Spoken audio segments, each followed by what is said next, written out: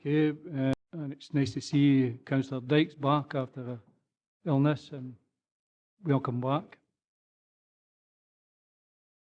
It's only a few weeks since we met to agree on a budget strategy, but since that time there has certainly been plenty happening. I'm particularly pleased that there have been member seminars to shape and influence the business plans that we're going forward to the Service Committee, as well as a very informative seminar bringing us up to speed in the health and social care integration.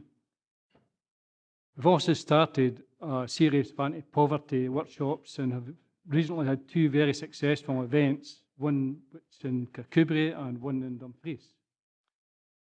Along with other members, I was delighted to be in the company of our Silver Award-winning team at the Causal Excellence Awards in Crieff. The title of our submission was Measured Change. Measured Change is about the creation of a partnership comprising 12 councils of the west of Scotland, led by our council.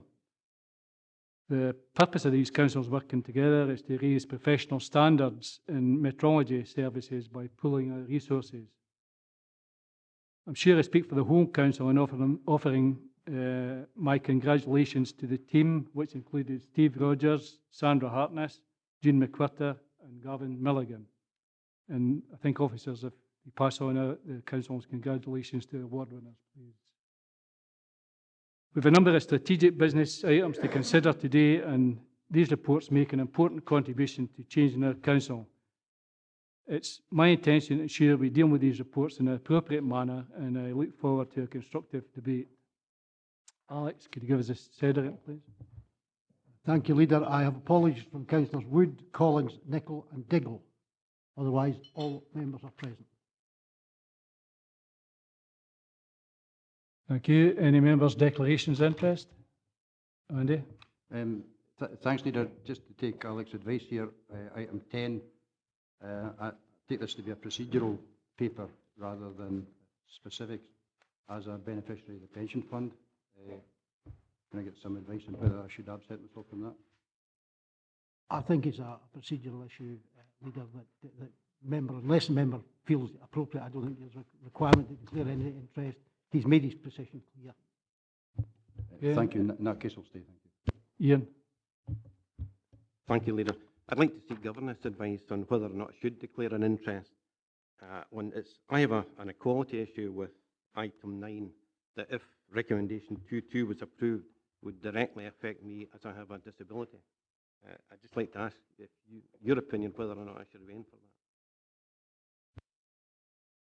I think you're dealing with you're dealing with a procedural issue. It's a standing orders issue, sir. I do understand what you're saying. Are you telling me that it would mean that if that were adopted, you would not be able to attend site visits? No, I attend site visits where I can, but there are some that it's not physically possible for me to attend. If this was approved, it would also mean that I would not be able to take part in the decision-making process. I think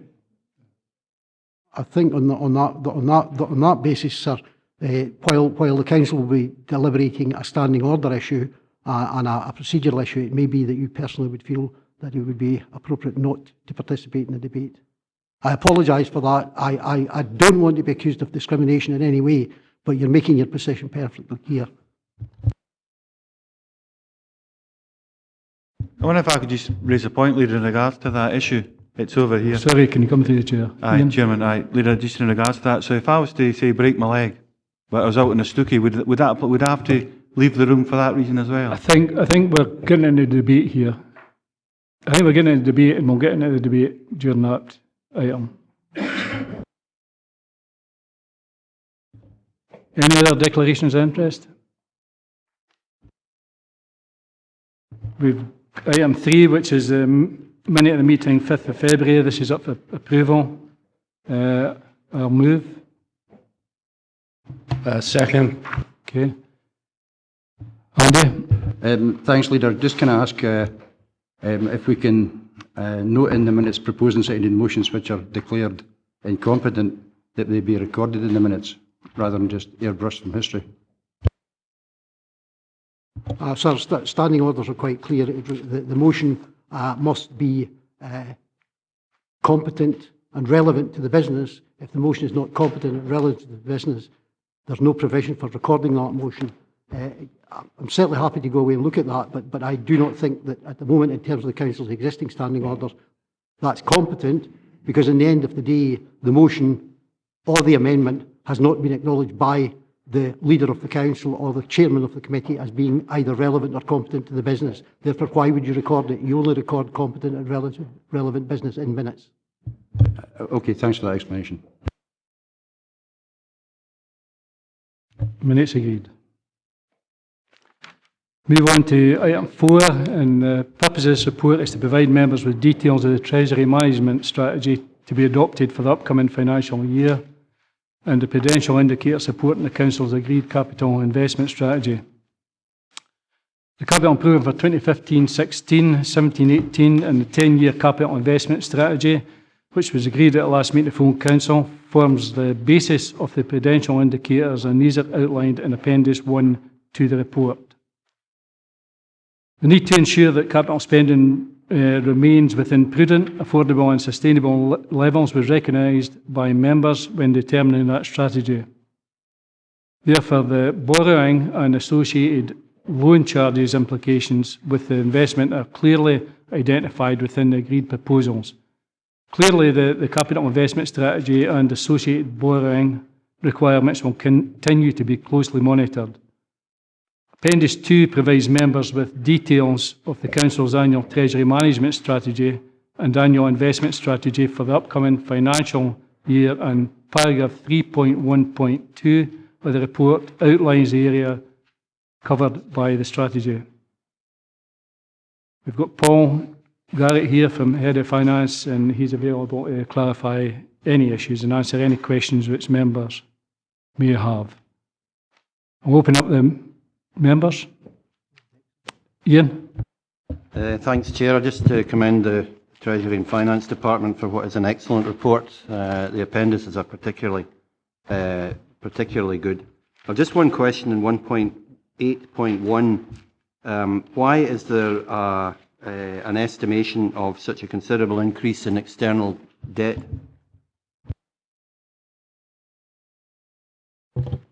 That's specifically linked to the projected increase in our capital expenditure over the upcoming period. But it's also linked to the fact that because interest rates are currently at such a low level, we're delaying taking out new borrowing.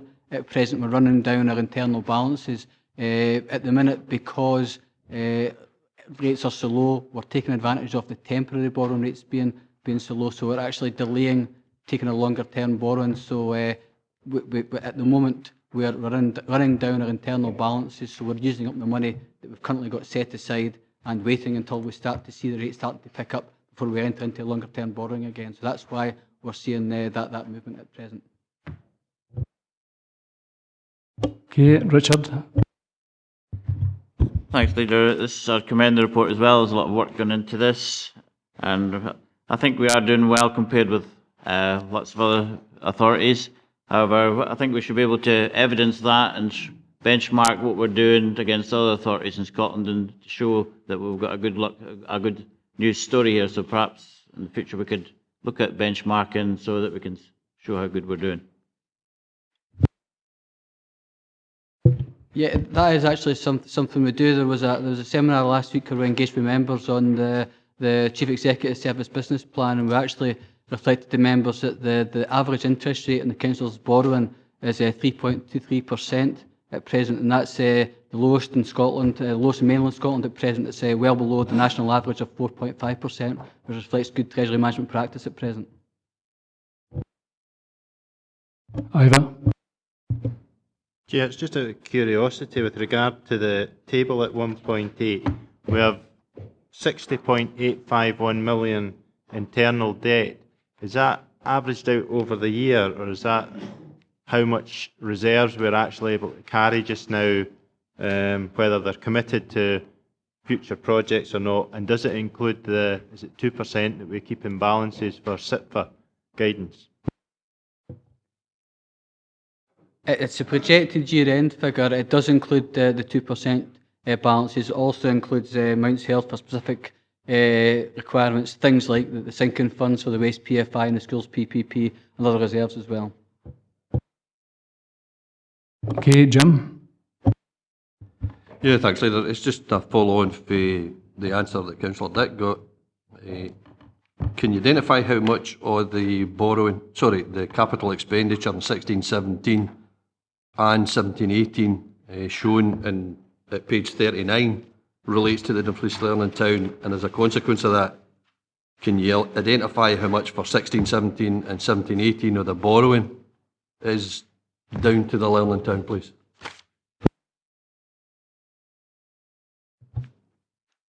I don't have those details. I can get you those very quickly. They're reflected in the figures that were presented to this council at its last meeting in February.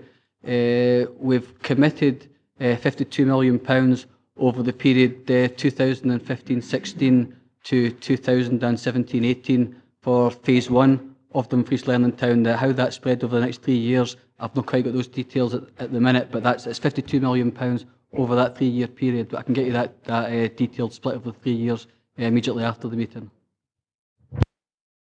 You want back in, Jim? Yeah, thanks, Leader. It's just to say I'm quite happy to get them offline. Okay, can we go to the recommendations? Can we agree 2.1, 2.2, and can we note 2.3 and 2.4? Thank you.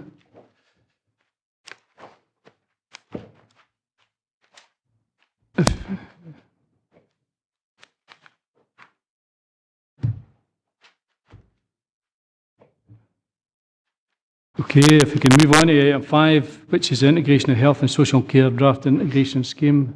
And the purpose of this report is to ask our council to agree the health and social care integration scheme for this region.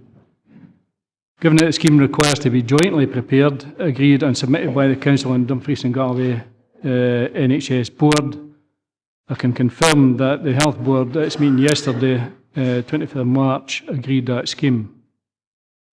I appreciate the considerable work that's been undertaken to get us to the point today that we are being asked to approve the scheme. In particular, I'd like to acknowledge the work undertaken jointly by the Council and NHS, which Julie played no mean part in. We have Julie White here, who will be available to clarify any issues and answer questions that members may have on that.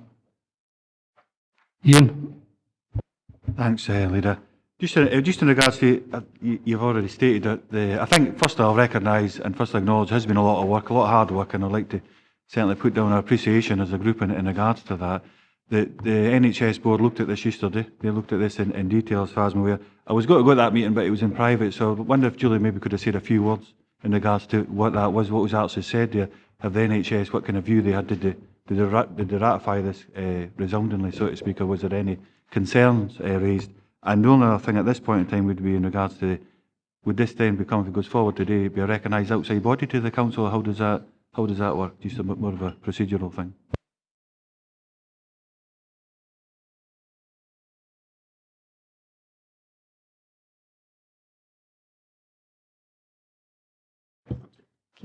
Okay, thank you. There was certainly quite a bit of discussion and questioning at the NHS board yesterday.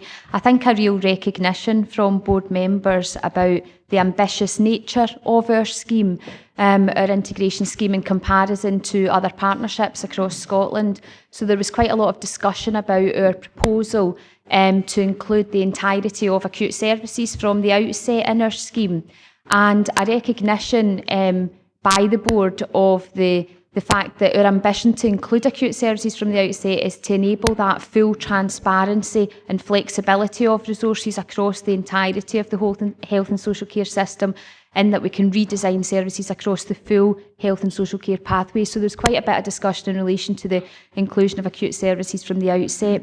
There was one minor amendment suggested to the scheme in relation to clause 11, which is in relation to the complaints, where the NHS board members simply requested a change of the wording in terms of the external providers who are commissioned by the parties in their complaints procedures to include the wording that the parties would quality assure those complaints procedures. So it was a minor change, but the key point for discussion was really around the fact that as an NHS board, the NHS board will be including a vast range of health services within that scheme in comparison to other areas. Yeah. Thanks for that, Leader. Just in regards to the, will it be a recognised outside body to the council procedure? How will the council look upon the IJB? Alec. Thanks, Leader. The Integrated Joint Board, the Public Bodies Joint Work in Scotland Act required health boards and local authorities to integrate planning for and delivery of healthcare for adults and social care services. The Council and the Health Board are also required to prepare an integration scheme, and that's already well on the track.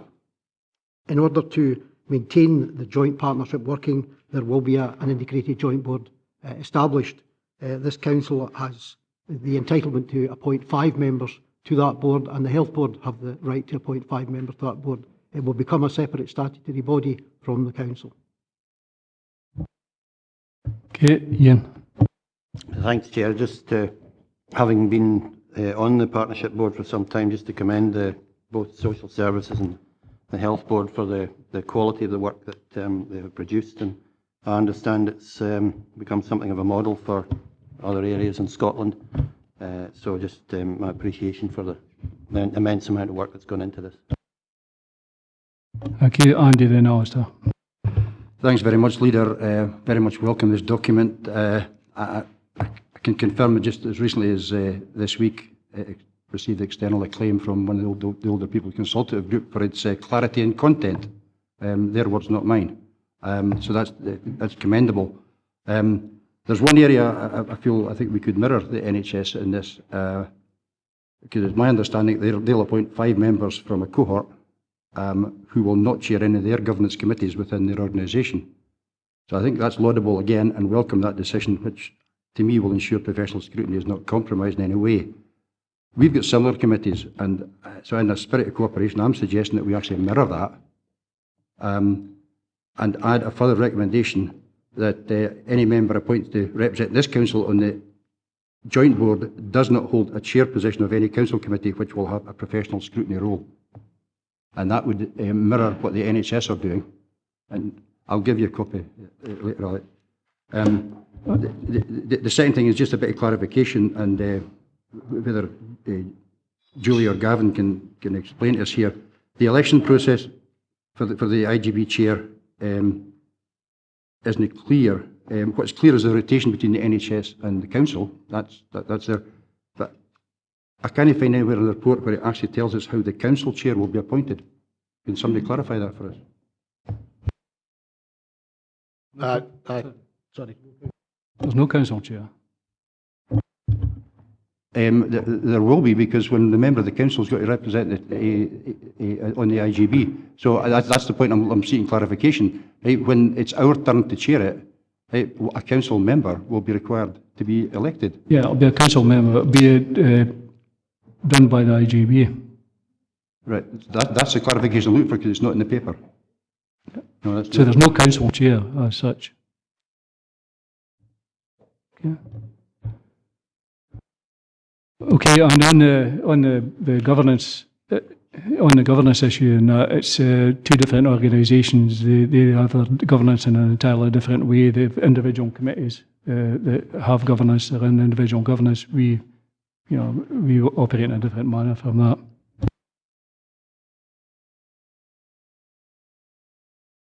Alistair. Thanks, Leader. It's clause 14, sir. Dispute resolution mechanism. It goes into it in detail. Hopefully it'll never really arise, but it's always better to be prepared than unprepared. The last sentence, either party may notify Scottish ministers that agreement can be reached, and then it's silent, Leader. What's envisaged, in the event, hopefully unlikely event, that situation would ever be arrived at? Does it end with a whimper, or is there a bang alternative whereby it's sorted out by the relevant Scottish ministers? I'd like some clarification on that, if I may. Yep. The difficulty there is there's obviously two different accountability and reporting between the NHS, which is accountable to Scottish Ministers, and the Local Government Act in proportion. What the integration scheme in many ways is prescriptive, and it doesn't answer that question because it hopes that mediation would get there. But ultimately, both bodies are funded through grant from the council and directly for the NHS. So the mechanism that we assume at that point may well be a funding mechanism. Obviously, it is also within the gift of Scottish Ministers to make appointments through the Health Board and Chair in the council. But that is a grey area that is still subject to discussion both at COSLA and nationally.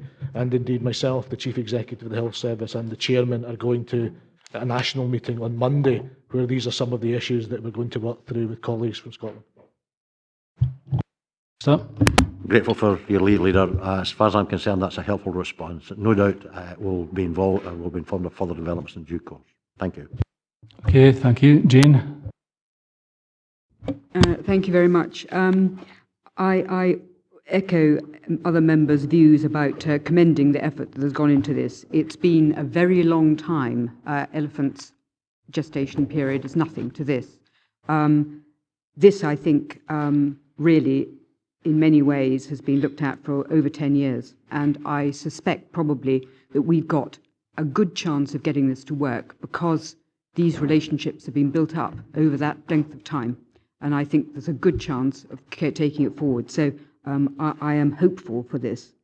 Looking at this, the draft scheme that was sent out to us differs quite substantially, in my view, in terms of wording, possibly not in the effect, but in terms of wording, quite substantial changes have been made, which we were warned about. But I do want to pick out just a couple of them, please. In the section 4, on page 84 of the original document, which was sent out to us wrongly, and then in the new one, which is on page 8 of the document that we were sent, there is a considerable amount of change in that. I would be interested, please, if I could, through you, Chairman, to ask Julie about why that has been changed. The actual specification of services has been taken out, which it wasn't in the first part of it. Annex, Part 2, Annex 1, Part 2, Annex 2. The second part that I would please like to ask about is with respect to workforce planning. Now, that is in section 5, Leader. Missing from that chunk there is workforce development and regulation, which we had in earlier, which I notice has now been removed, and it doesn't feature in section 8, which is workforce. Section 7 is workforce, is it? Sorry, section 7 is the workforce. Yes, correct, section 7. So what doesn't it, what's not included in this? The issue... Have you narrowed down to specifics in there? Yes, absolutely. In page 8 of the original document, that's on page 84 of our original papers.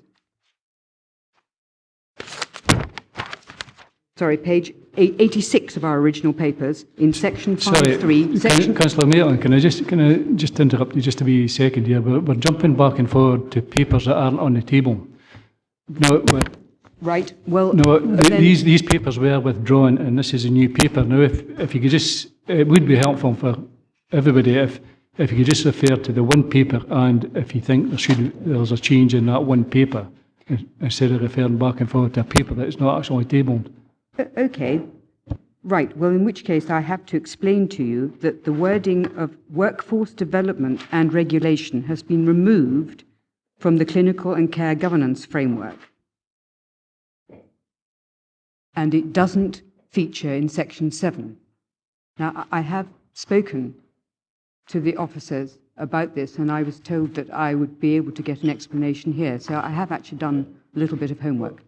It was maybe just me, but I was getting confused trying to look at a paper that wasn't there. No, it is all there. Members definitely have it in front of them right now. Okay, Julie. Sure. I think, certainly in relation to that point, Councillor Maitland, the issues around workforce development would be addressed in our workforce plan and our organisational development plan.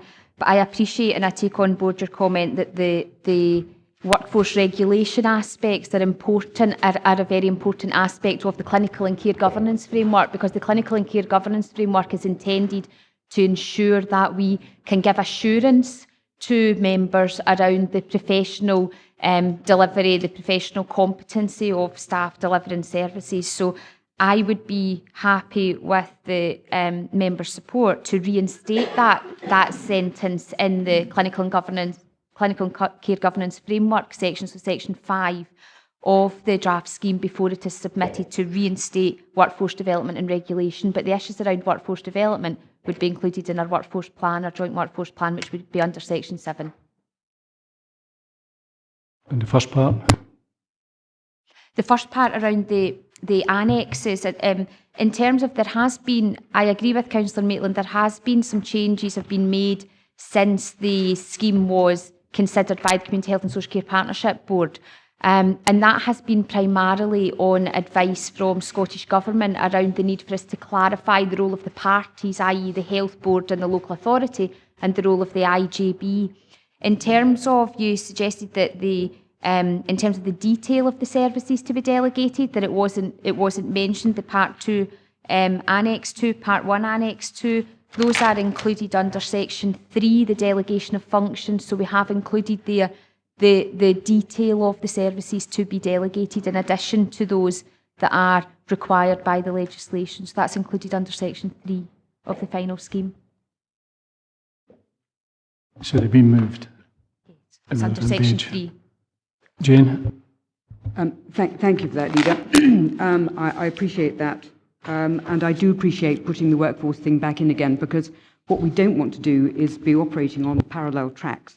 We've got to have the AIJB able to look at what each side is doing in terms of workforce development. I think it's incredibly important. So thank you for that. The final issue, Leader, that I have, you will not at all be surprised to hear, is to ask you, please, what are your proposals with respect to membership of the Health and Social Care Partnership Board. I am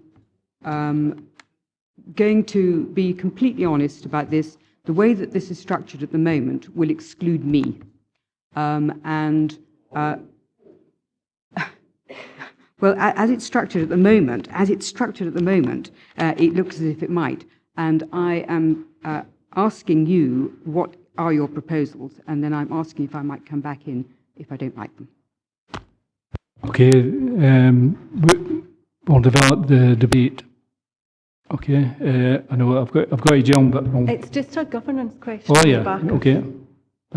Thank you. Just on the back of what Jane asked to be included back in the papers, I have no issue with that. But you told us at the beginning that these papers had been signed off by the NHS board yesterday. So can you tell me how you're going to actually reinstate something on those papers when it's actually been signed off already? Thank you. We reached agreement yesterday at the NHS board that the board delegated responsibility to myself to make any suitable amendments to the scheme, and that I would then inform the board in writing following today's meeting about those amendments that were suggested to be made. Thank you. We've got Stephen and Willie. Thank you, Leader.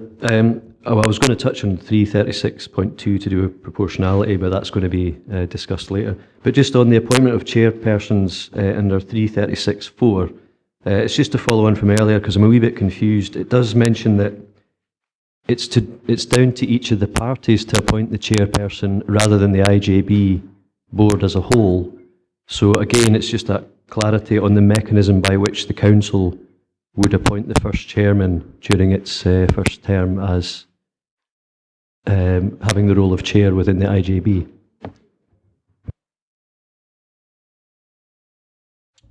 Okay, yeah. what the regulation says, it's not the individual name who would hold the chair, it's which of the parties would hold the chair. So what that means is that the agreement that has been reached between the parties is that the principle we're recommending is that the body that appoints Chief Operating Officer should not initially be the body of which the chair comes from. And then after 2 years, that would rotate. So basically, as the NHS holds the employment contract of the Chief Operating Officer, that the chair would come from the representatives nominated by the council. So the council representatives is the pool of which the IGB would nominate the chair from.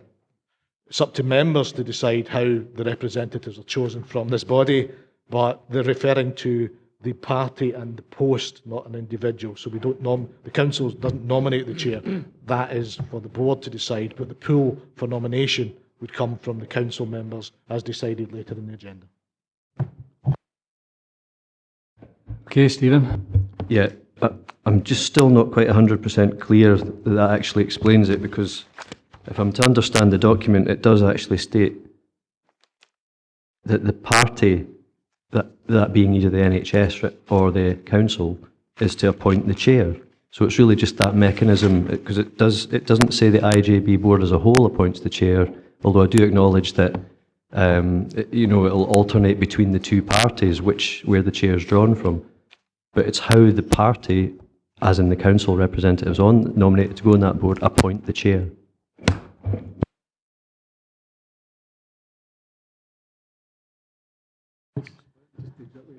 Sorry, I think that's exactly what it was said. You know, we don't nominate the chair.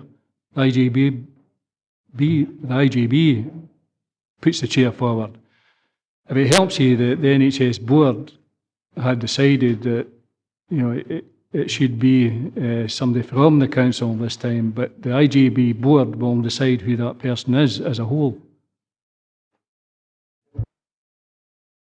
That's right, Gail. I think a lot of members are getting a bit confused with the phraseology, and quite rightly so. It says in 3.365 that Appendix 1 proposes the council will appoint the first chairperson. I think that's confusing as well. Perhaps if that were changed to proposes that the IJB will appoint a council board member as first chairperson, that might help to sort of tidy things up a bit. It makes it seem as if it's going to come back to us as full council to make that decision, and that's slightly misleading. Thanks very much for that. That's quite helpful. That it's it probably isn't. It was clear to me, but it's not clear to other people. But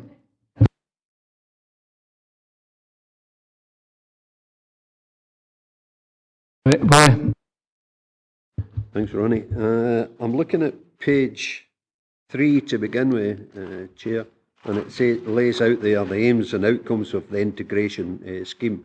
And I think, I did ask the question at the seminar in terms of the confidence in hitting the ground running come April of this year, and maybe I know that Julie answered that question, but I'm looking at going on from that on page 3. We're looking at our vision and then our principles that go from 231 down to 2313, where there is indeed a lot of buy-in there from all sectors, including the community. And I relate that to page 7 in terms of local operational delivery arrangements, and then likewise on page 8 where it refers to performance. And I just wonder, and it refers to performance management framework, and I just wonder where indeed the area committee will feature in this performance management in dealing with day-to-day cases that we may find through our surgery back to the area committee, whether indeed it will have delegated powers to look at the performance management framework to set KPIs, SPIs, call them as you will, in terms of the delivery of those services. And it relates back to the early days in terms of hitting the ground running, in the confidence we have in the two services coming together, where indeed I think it was referred to, they have two different cultures. And we've got to ensure that the delivery is not on two different cultures, but it's for the benefit of the recipients of that service. And I too would love to welcome and do welcome the SAM scenario, but it's so that we have the confidence that come April that is being delivered, and what will then be the role of the area committee in terms of monitoring and maybe even setting those within the performance management framework. I'll get Gavin to come in on that. But the one thing, it is a year in April. It's a year come, and you know the area committees will have a big part in scrutinising what comes through from through in their areas on performance in a performance basis, and they will then be able to feed back into the IJB with their concerns, and they will be taken on board there. It's a different scenario we are working under, and you said about two different bodies. I think we've got to get that out of our head just now. There is two different bodies because we are going down this route, whether we like it or not, and you know it is something that is in legislation. I think that it will work because I think there is a different dynamic within Dumfries and Galloway between the Health Board and the Council, and the way they operate. Everybody wants, every individual to get the best possible care that they can within Dumfries and Galloway, and this is a way to do it where they can actually concentrate more on the individual rather than as a whole and different on an overall basis. And I think that's to be welcomed. And I think that looking at the two bodies as two different bodies all the time doesn't really do us justice as a council in the way we work and integrate with the Health Board at the moment. I think we do have very similar aims, and there has been different mechanisms in place to deliver these, and this is to make the individual better, the outcome for the individual better. But I'll bring Gavin in. Thank you, Leader. This is the statutory document which sets out a method of integration. However, Councillor Scobie's points are well made, but the key documents that will now come next are the documents which will contain this detail. The development of the strategic plan is the document that both parties, the Council and the Health Board, will commit what outcomes and resources we are going to apply to deliver it. But crucially, underpinning that will be the development of 4 locality plans. Those locality plans will clearly set out the performance framework and the locality outcomes that are going to be delivered within the fully delegated budgets. That's the brave bit, as we discussed at the Health Board. The role of the Area Committee and how it develops that is something that members need to consider as part of this meeting as to whether or not that is appropriate for an ad hoc subcommittee to look at in developing and bringing recommendations back. Because obviously, whilst holding to account, it needs to be a supportive process, as it will be a system of, at the end we have the most vulnerable, and I think it would require detailed consideration of members and then recommendations both to this council and to the newly integrated joint board and how that should operate. So this is only the enabling document, Councillor Scobie. The key documents, and perhaps Julie might give some flesh to the timetable on that, are the development and extensive consultation in communities and the development of the strategic plan and the underpinning locality plans in which the detail that you're referring to will be contained. But perhaps, Leader, you might want to bring in Julie, who will give some idea of the timetable of that. Okay, Julie. Thank you. As Mr. Stevenson has just said, the strategic plan will be the next key set of documents that will come to members, and alongside that will be a performance management framework which will set out the list of outcomes, the list of targets and deliverables that we expect to achieve through integration. So that will be, and it's very important that that performance management framework reflects the outcomes that we'll expect in that strategic plan. As Mr. Stevenson also said, the importance of the locality plans in this framework is that these locality plans will be about reflecting how in each of the localities we anticipate that we'll deliver the outcomes that are set out in the strategic plan, but there will also be an opportunity for us to define the sort of local needs and local circumstances and develop local solutions to issues. So the planning, the timetable, we envisage that we are aiming to have our strategic plan in place by the end of this calendar year. It has to be in place by the 1st of April 2016, but we would aim to bring something to the integration, a draft of that to the Integration Joint Board later in this calendar year.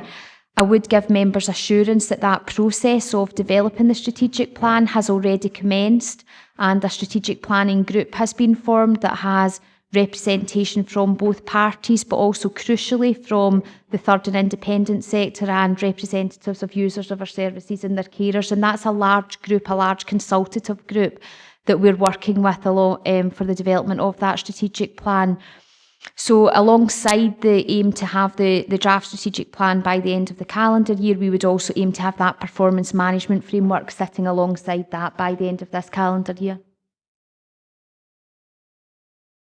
Yeah, Chair, if I could come back just on a couple of issues there, and it was not either referred to the two cultures. Indeed, it was at the presentation that was referred to as there being two cultures coming together. I hope they can and soon will be only one culture, the culture of delivering to the people that require the services. That's what I hope. In terms of, I'm grateful for your clarification in that it's not April of this year, but April of next year. That's just a difference between the 100-metre sprint and the 400-metre run. We still need to have things in place, and we need to be hitting the ground running the same next year as it is for this year. So that gives us a lead-in period there, and I hope we can get the things sorted out in the strategic plan to what Gavin has alluded to, and an ad hoc subgroup looking at that very strategic plan and how we feed into the IGB. I hope that's on the recommendations today. That we do structure that so that we can look at it in early course rather than something that's tailed on at the end.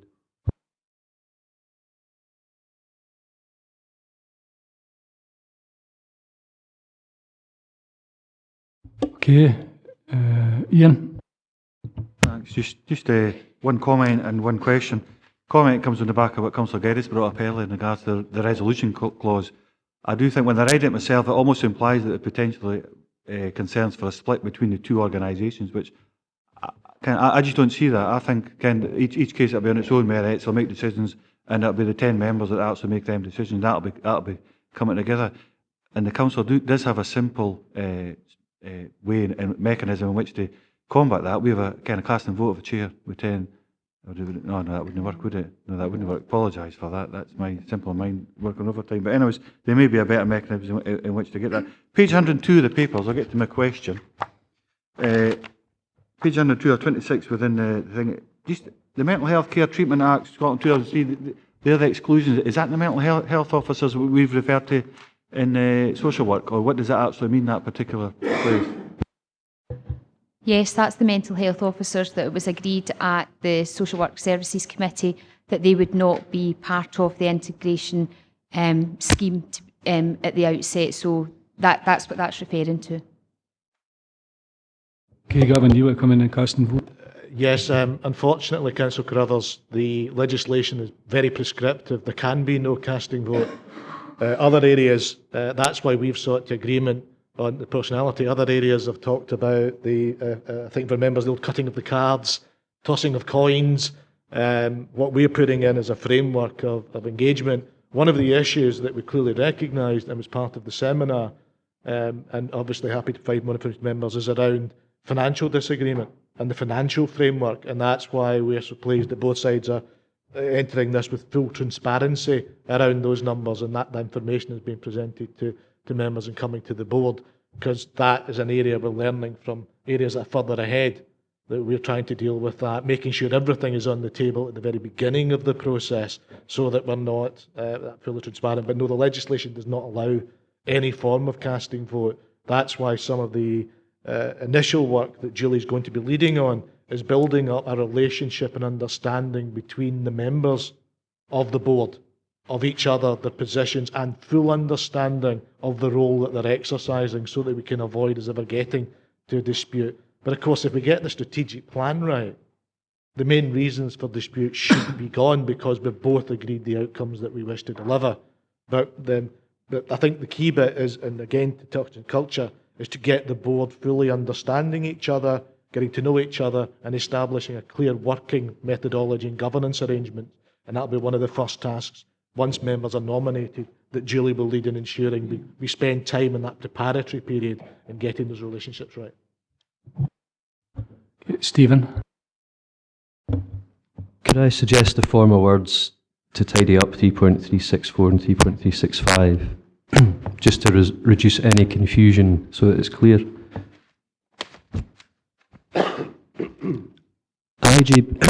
An IJB chairperson is to be appointed by the IJB from one of the parties for a term of office not exceeding the 3 years. The party from which the chairperson is appointed must alternate for each successive appointing period. The vice chairperson for the same period must be appointed from the other party. Yeah. Okay. I'll try another way. Is that better? Okay. You're too close, Stephen. Okay, can you hear that? Okay. Right. Sorry, it's on the new document, so it doesn't have a page number on it, but it's section 336.4. Okay, it's just to resolve the sort of confusion, because it was just to clarify this if we're going to agree it. An IJB chairperson is to be appointed by the IJB from one of the parties for a term of office not exceeding 3 years, the appointing period. The party from which the chairperson is appointed must alternate for each successive appointing period. Is that clearer? The vice chairperson for the same period must be appointed from the other party. Yep.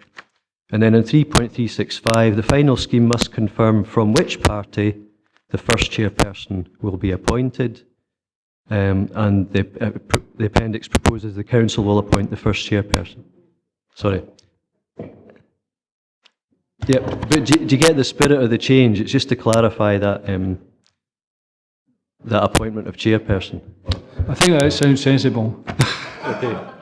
I don't know what you said, but I think it sounds sensible. Can I? Okay, if you just clear that up, I'll just, yeah. I suggest that actually that may cause us eminently sensible, may cause us difficulty in the prescriptive nature of the scheme, that ministers may not approve it.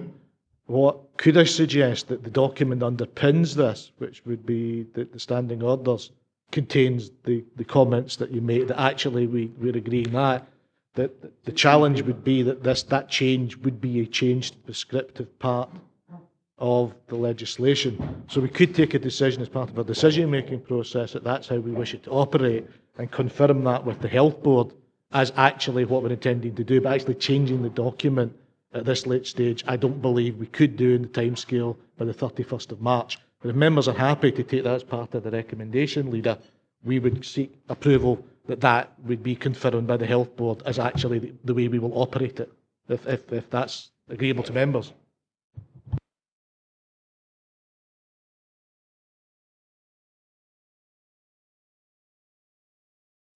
Okay, anyone else? Sorry, Ivor then. Yeah. Just hopefully a quick one. Just under 3.36.6, term of office, it says that by going to 2 years, that'll help provide stability and continuity.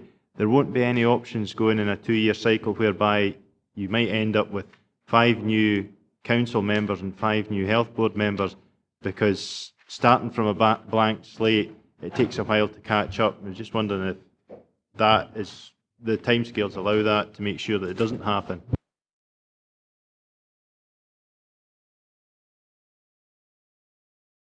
Again, this was something that was raised at the health board. I think for clarification, it is for the council and the health board to appoint the members. Does not necessarily mean that they are not removable within the 2-year period, because obviously elections come and go, health boards can come and go within that period.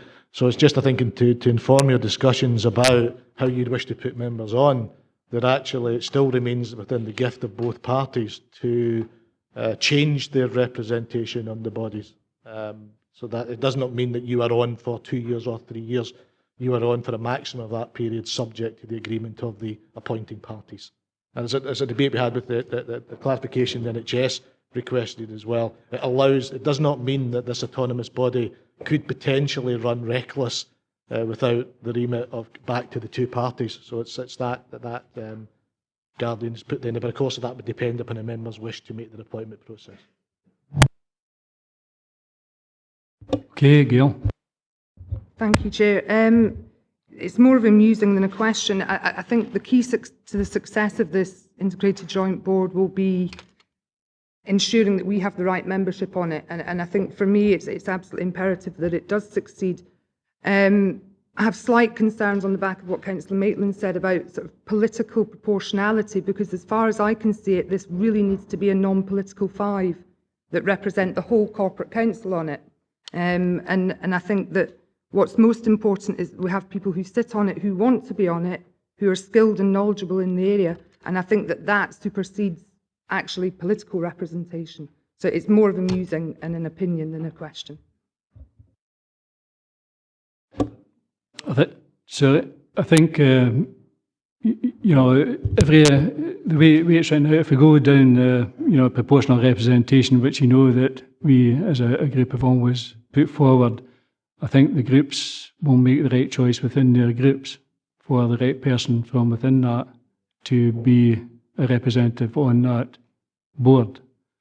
Now, you've opened up the debate on that now, so I'm expecting other people to come into it. Jane, you want to back in? Well, I would be interested in hearing your views and how we would actually, going on from, interestingly, what Councillor McGregor was talking about, this body,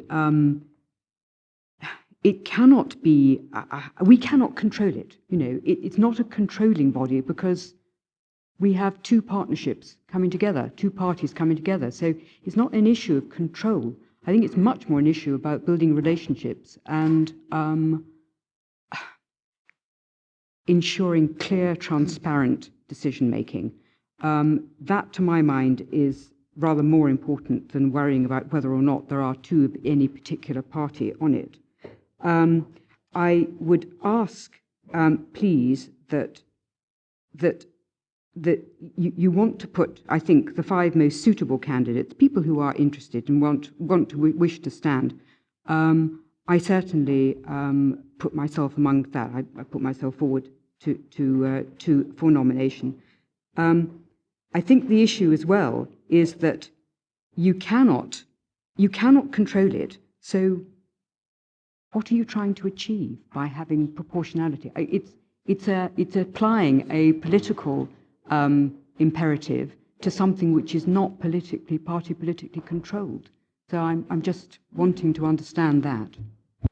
One of the things in the council, and every councillor knows that they're representing the people that voted. Not only people that voted for them, but others. But we are an elected representative, and that's different from the health board. We've always went down, and we've got to accept that people want us as that group to represent them within Dumfries and Galloway.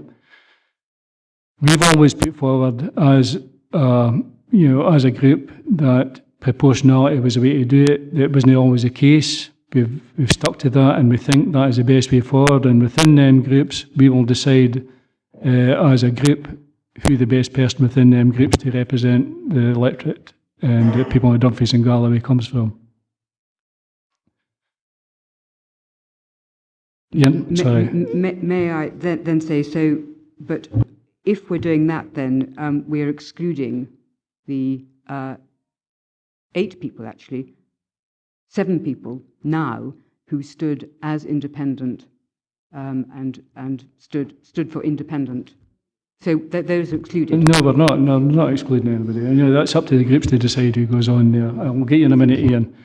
One of the difference, one of the things in this, it is important that we do get that you know, the right people on, and what you're saying is that, in effect, that you know best who not to pick in the Labour group or the SNP group or the Conservative groups as a whole. And I don't think that's the right way to do things. It's not the way we work. What would happen is if you went down another, you've got a £60 million budget there. You've got, you know, you've got area committees that will be feeding into this the locality plan. So therefore there is representation on that. So everybody will get everybody will be able to represent from whichever area they are. So, you know, we're still very committed to having this done on a proportionality basis, as has always been our aims. Ian first. Thanks very much, Leader. I mean, Councillor Maitland and I spoke about this earlier in the week, and I certainly have sympathy with Councillor Maitland, but so for the record, we've took a group position on this, discussed it at great length, and we agree with what's contained within the recommendations, provided we have sympathy for what Councillor Maitland's saying. Okay, somebody else had a hand up I've missed. Well, sorry, Andy, it was Andy first and then Willie. Thanks, Leader. Just referring everyone to 3.32 or the right papers, the IGB. When I can understand frustration from some members of this council about proportionality, I can also understand the reason behind it and the rationale behind it. I think I wasn't here when this was first put into place, but originally it was cross-party. It wasn't proportional at all. So we have got a bit of history to overcome there. But under 3.32 is the minute you become a board member, right, you're making decisions as a board member for that entity, not as a councillor. So the rationale for going proportional is kind of diluted a wee bit, I would suggest. Your suggestion is noted. I don't agree with it. But okay, Colin. Sorry, Willie first. Sorry. Yeah, Chair, just to clarify one point that was made, you know, tours at least stood with no designation, not as independents. I don't think I've ever been independent in my life. So just to clarify that point, we are non-aligned to any political party or group as such. Just to clear that point. Can I say, you know, in my opinion, and it's a bit patronising and arrogant to suggest there's only some of us interested. I'm quite sure 47 people would be interested, but you can't get 47 into 5. So in that respect, there is proportionality. The council's operated that way. We're quite happy with the proportionality, if I can get my tongue around that, and it's there, and it's good for the whole council on all committees. Okay, Colin. Yeah, I love the irony of the independent councillors arguing over which group they're a member of. I think that the alternative to proportionality is effectively a political slate, and I don't think that's appropriate in this case. I think that too often people put forward political slates to fill outside bodies, various organisations, and ignore the basic democratic principle of proportionality. It's a fairest system. And I think, as Councillor Scobie says, I think there are a lot more than 5 members of this council perfectly capable of being members of this board, but there are only 5 places, and that's certainly the fairest way to allocate those places.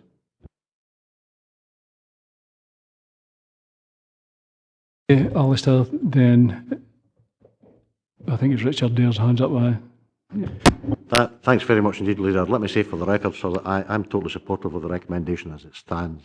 And that's not meant to devalue the currency of the contributions that various specific members may very well have made towards the work of this. But, you know, going back to the comment that Willie has made, I personally see a crucial and a fundamentally important role for area committees in this brave new world. And I will be more than content and more than willing to be able to play my role with like-minded colleagues in the Wigan Area Committee come the time. Thank you, Richard. Thanks, Chair. I think there's a conflict of 2 principles here: the conflict of proportionality and inclusiveness.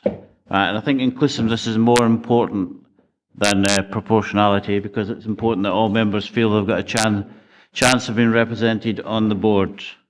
So the only way I think I can see of being inclusive is to take one of the admin representatives and transfer it to the independent and non-aligned to choose them. So I think I would make that as an amendment to the proposals. Thank you. At the moment, on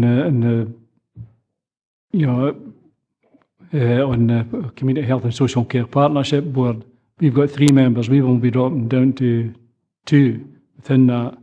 And, I've never had anybody there saying that, from my group anyway, that was the wrong thing to do. We could put forward a slate for 3 members from us and 2 members from another. We could do that. We don't want to do down that road because it's not in our principles to do that. That is why we going down the proportionality basis.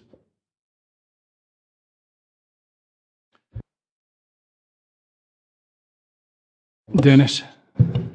Thanks, Chair. While I appreciate the whole debate about the politics of this, I think this issue is so vitally important to this region that we almost need to split this into 2 parts. Could we sort out the first 3 parts on the recommendation and then come back to the political one? Because I think we've got to send a message out there that this council signs up as a council to this project. It's been 10 years in the making.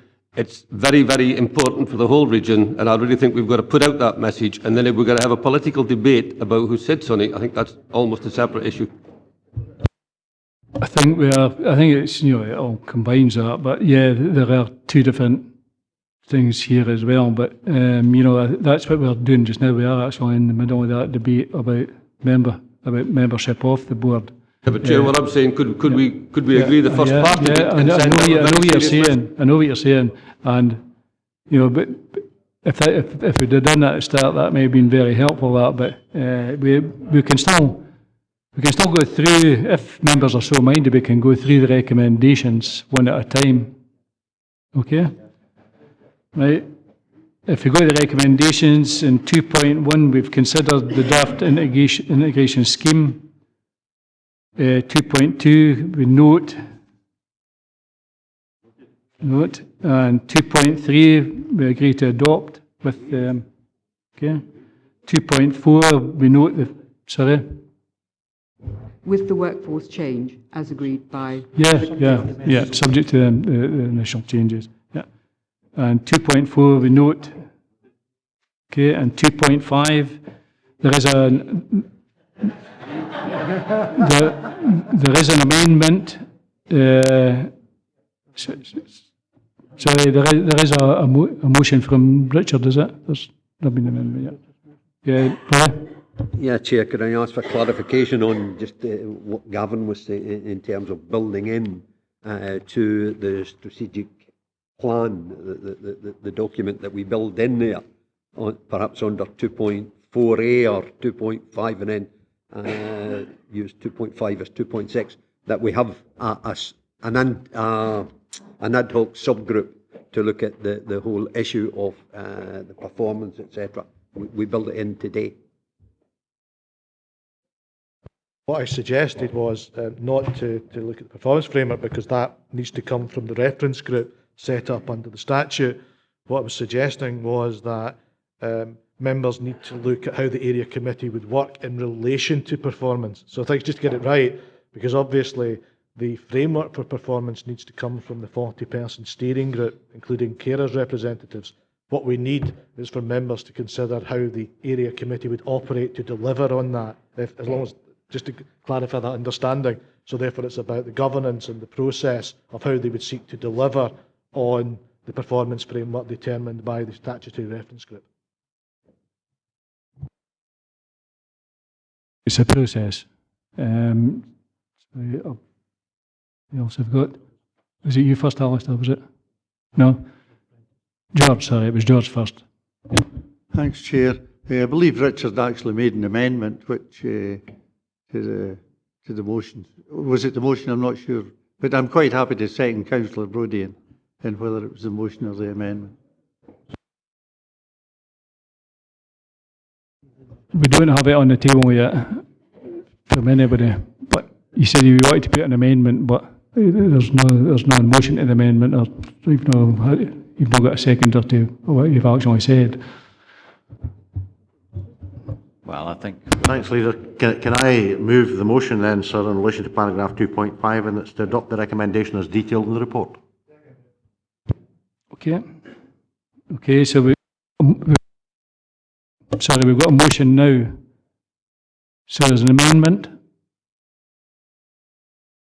Yeah, there's an amendment. In the interest of inclusiveness, I have proposed the following amendment, that we have representatives from admin, SNP, DG, cons 1 and 2, one representative each, plus one from the independent and non-aligned.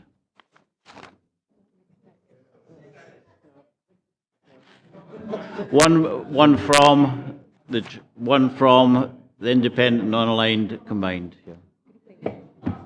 That's 5.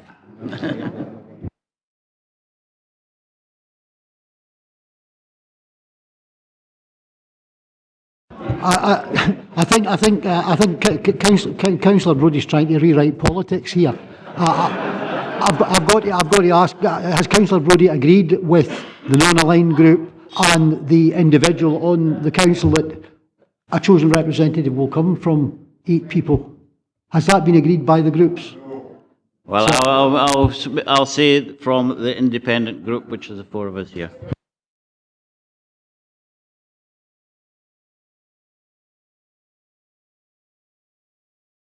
Have you got a seconder? George, second. Right, we've got a motion, we've got an amendment, we'll go to the vote. Thank you, Leader. Just for absolute clarity, the motion is by Councillor Geddes, seconded by Councillor Ian Carruthers, and that is to the effect that recommendation 2.5 be adopted as submitted in the recommendations in the report. Is that clear? The amendment by Councillor Brodie, seconded by Councillor Prentice, is that the 5 members be selected on the basis of representatives from the administration group, the SNP group, the 2, if I can put it that way, and apologise if I offend any of the Conservative groups, 1 from each of the 2 Conservative groups on the council and 1 from the independent group. Is that correct? Are you ready to proceed to the vote, Leader? Motion. Deputy Leader? Motion. Councillor Bell? Motion. Councillor Blake? Motion. Councillor Brodie? Amendment. Councillor Ian Carruthers? Motion. Councillor Karen Carruthers? Motion. Councillor Carson? Motion. Councillor Davidson? Motion. Councillor Dempster? Motion. Councillor Dick? Motion. Councillor Dryborough? Motion. Councillor Dykes? Motion. Councillor Ferguson? Motion. Councillor Forster? Motion. Councillor Geddes? Councillor Gilroy? Councillor Groom? Motion. Councillor Yen? Motion. Councillor Hislop? Motion. Councillor Lever? Motion. Councillor McCawtrey? Motion. Councillor McClung? Motion. Councillor McComb? Amendment. Councillor McCutcheon? Motion. Councillor McGregor? Abstain. Councillor McKee? Motion. Councillor Maitland? Amendment. Councillor Mayo? Councillor Marshall? Motion. Councillor Martin? Motion. Councillor Ogilvie? Motion. Councillor Peacock? Motion. Councillor Prentice? Amendment. Councillor Scobie? Motion. Councillor Smith? Motion. Councillor Stitt? Councillor Syme? Motion. Councillor Tate? Motion. Councillor Stephen Thompson? Motion. Councillor Tuckfield? Councillor Witts? Motion. Councillor Wiper? Amendment.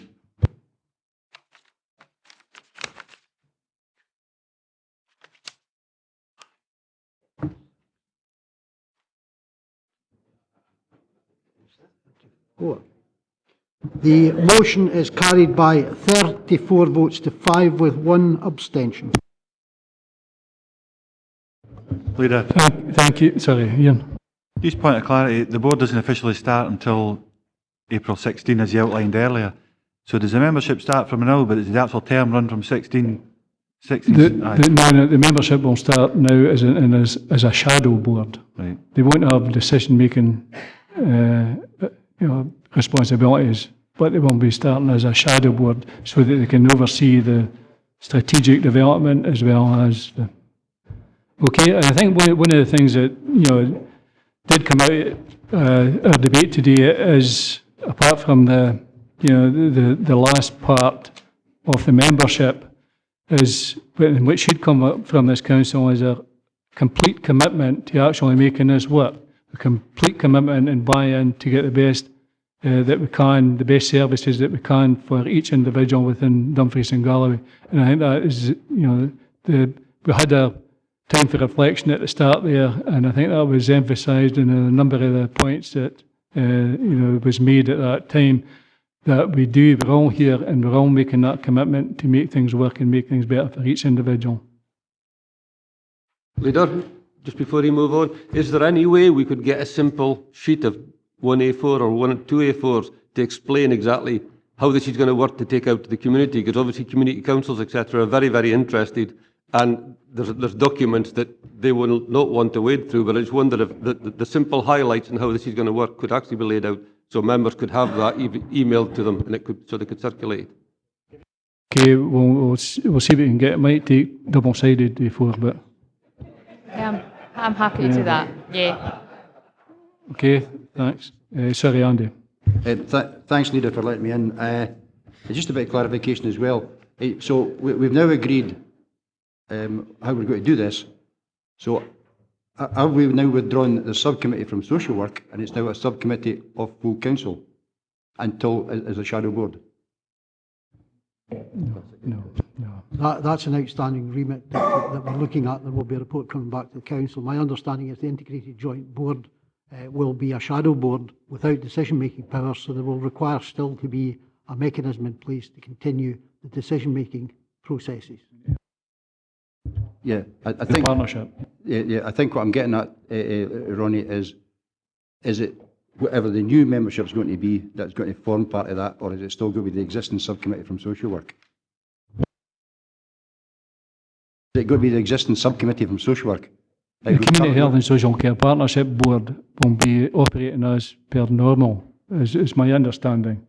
And the Integrated Joint Shadow Board will be the new board, which will be shadowing, the development of strategic plan and, getting the relevance. So that's that's not part of the social work. That's what you've just agreed.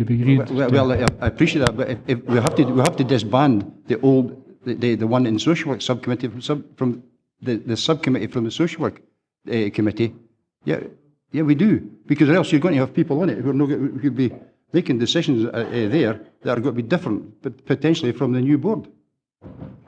Because to be fair to Jane's on that committee. The new board the shadow board will initially be involved in setting up its own mechanisms and taking itself forward. It will have an opinion on the various issues which are going forward. We require to keep business as usual running. No disagreeing with that, Leader. What I'm saying is, do we move it from as a subcommittee of social work to a subcommittee of full council? No. I mean, we've got a Community Health and Social Care Partnership Board that operates now, and if you're suggesting that because somebody didn't get on the Integration Joint Board that they would treat that responsibility in a different manner, I don't think they would. Okay? Right.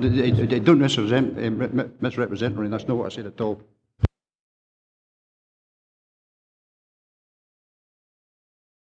Moving on to item 6. Thank you, Juliet. Moving on to item 6 with the Children's Services Plan. The purpose of this report is to ask the Council to agree the Children's Services Plan, which has been developed in conjunction with partners and will be considered by NHS Dumfries and Galloway Board on the 13th of April 2015. We have a statutory requirement to produce a Children's Services Plan which sets out the shared vision and priorities for children's services across our region. Given the need to continue to address the recommendations from 2014 Joint Inspection of Children's Services in Dumfries and Galloway, this plan is for an initial 18 months period. Paragraph 3.5 of the report sets out the reporting arrangements for the plan. I'm pleased to note the commitment for a 6-month progress report to be provided along with an annual report to both our Council and NHS Board. We have Colin from Director Education Services clarify any issues and answers any questions. Members? Will it? Yeah, Chair, I welcome the report we have before us. It's pretty extensive in terms of what we hope to achieve in this respect and where we are with specific reference to GIRFEC, and it is referred to in the actual service plan, the report we have today. I did have a constructive meeting with the Chief Executives of both the Council and the Health Board a week past Friday, along with Colin Grant as the Director on this. There are issues in here, Chair, that do concern me, while I welcome the paper, and it's, I'll refer to them. Page 132, and that's we will always aim to work together with parents, carers to help them keep their children safe, and that's all children in that respect. And again, at the bottom of that page, we can't always make your challenges go away, but we will do everything we can to help and support you to overcome them and achieve everything you can. And it's the essence of that. Again, looking for parents and carers, this means they can be affected by poverty, low income, poor housing, domestic abuse, substance misuse, parent ill health, or their own ill health and disability. And it goes on to say, makes them more, all these things make them more vulnerable. And in that respect, it's moving towards, indeed, that there is an integration, there is a cooperation and collaboration in working together. And that leads to, again, on page 134, the child plan. And again, it's with a great deal of assessment of needs that will help support this child plan that is so crucial to any child who requires the support. And again, on 135, for parents and carers, this means if your child needs support from a number of different agencies, they will all work together in a joined up way to provide help. And it's in reflection of, indeed, what is identified, and it's not exhaustive in terms of 133, just how a child can be affected. And again, for those who work in children's services, this means we need to fully implement the GIRFEC role and lead professional and ensure that the links between the named person and the lead professional processes work effectively. And as we speak, and I am on record as saying I don't think it is currently working effectively in respect, and I made that point when I met with the Chief Executive and Colin.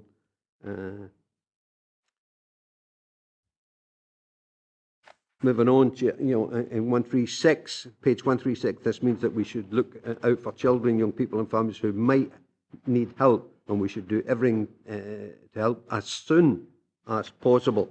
So while GIRFEC has got a lead-in period like what we discussed in the report, in the other report of April 2016, we still need to be providing for those children now and not waiting, indeed, for the time until April 2016 arrives. And when we look at 138 here, there's our priorities. And I think the question at the end of my presentation will be, where are we in terms of those priorities?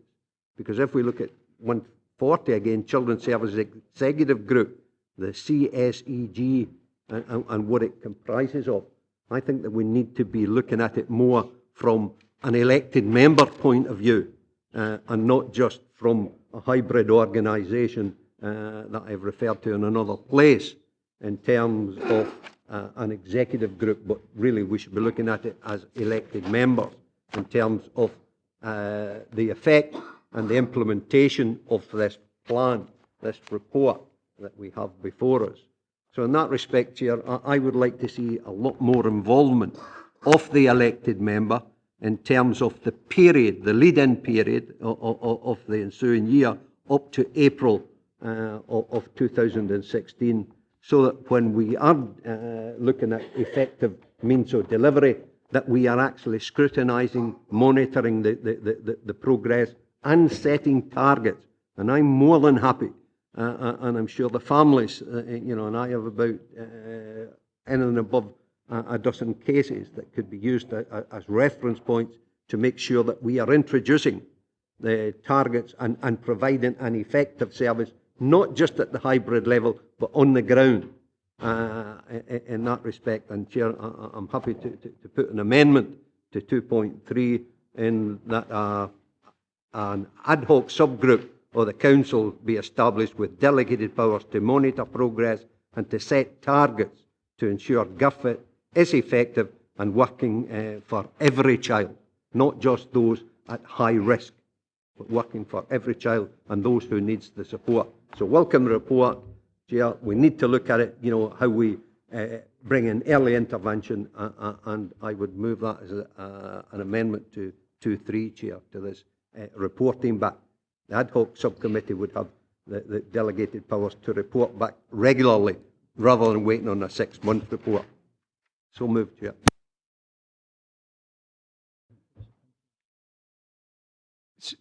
So the function, let me get this right, the function of the subgroup is to... Question of me.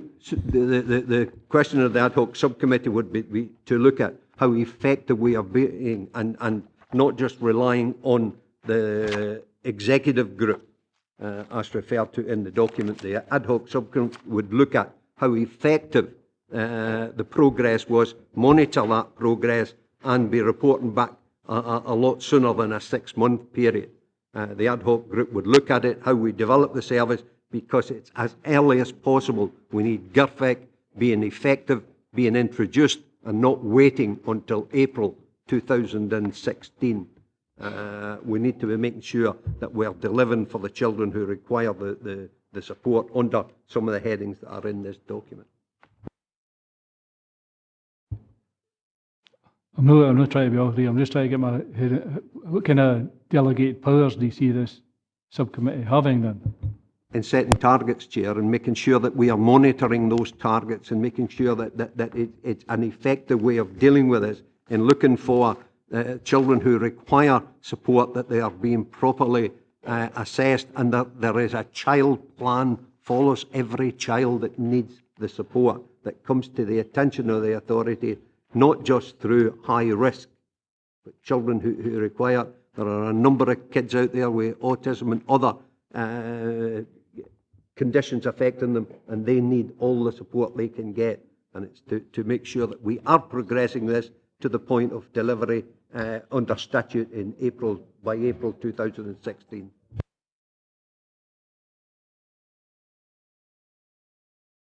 Okay, I don't know whether, I know what I'm bringing in, Andy, but I don't know whether Colin or Lorraine want to have any input in the GovFit and some of the... Okay, maybe I could help with some suggestions here. I think every single person in this chamber wants young people to do really well, and we all want to work hard together to make sure that we have plans that focus really squarely on vulnerability. I think I welcomed Councillor Scobie more or less doing my introduction to the plan and going through what's in there about the aims that we have in the plan. There's no doubt at all that the aims in the plan address the sort of issues that you've raised, Councillor. My own professional view would be that members being involved in operational issues and scrutinising particular situations may not be as helpful as professional scrutiny of those issues. However, it's very important that members get regular reports back, both on the strategic and in the outcome agenda for young people. I might be able to help in suggesting that it wouldn't be a full 6 months before you hear any more. That this particular plan is set out for the next 18 months. It's described clearly within the plan why it's set out that way. It is based on squarely on vulnerability. We learned our lessons from the last inspection when the previous plan potentially fell between two stools in terms of universality and vulnerability. This plan focuses on the issues that Councillor Scobie has raised. It's on vulnerability. It addresses very clearly and head-on the 5 recommendations from the poor inspection report that we got in early 2014. The plan itself is based around those recommendations and under 4 themes, which are about vulnerability, keeping kids safe, and that's the Children's Protection Committee led by Pat Shearer, corporate parenting, led by Lorna Meehan and Liz Bell, early years agenda led by Hazel Borland from Health, and GIRFEC implementation, which needs to be fully implemented by 2016, but does require a lead-in. It does require training. It's not straightforward, it's not simple to implement, and it does require training, and we need to continually get better at reacting quickly and working quickly together to solve young people's needs. We believe this plan will deliver, but in answer to Councillor Scobie's question about how often you'll hear about that, we also think that external validation is very important for you as members. It's more than unfortunate that the Care Inspectorate, having revisited us just before Christmas, and being very satisfied on a professional basis about the progress we are making, have taken 3 months to produce the report on that. We received that draft report yesterday, along with an apology from the Care Inspectorate, which we've never had before, for the lateness. That report will be provided for all members of this chamber as soon as it's been agreed formally. So you will receive that report probably within about a month. That report will also come forward to a further council meeting. And in addition to that, as you know, you receive usually fortnightly updates and briefings from the Children's Services Executive Group. I think that all of the targets about outcomes are contained in this report, and we will report regularly under the agreed mechanisms. So hopefully we believe you will get a lot of involvement in the lead up to GIRFEC implementation. I would have some concerns for members becoming directly involved in operational matters, but there is always a mechanism offline to have discussion and give time to members if they've got particular concerns. Right, I'll bring in just in a second, Andy. Just on the social work have regular reports. They get regular reports anyway, and this is reports coming to the partnership reports on a 6-monthly basis, so it's not that the detail that goes to social work. Yeah, absolutely. We do report back to Social Work Committee on a regular basis. Okay, Andy. Thanks, Leader, for letting me in.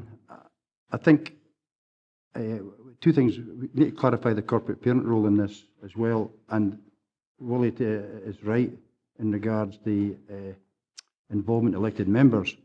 I'm actually looking at the flow chart on page 140. And I'm assuming it's still the same with the Chair and Vice Chair of Social Work who will be on the Child Protection Committee. That's the only elected member involvement. And where it is a wee bit misleading, the flow chart, is it gets to the chief officers and then it stops. But in actual fact, chief officers are then reporting back to the strategic partnership. So maybe we are needing some elected member involvement somewhere along the line here, because the Child Protection Committee, looking at the flow chart, is pretty low down the food chain in terms of this whole process.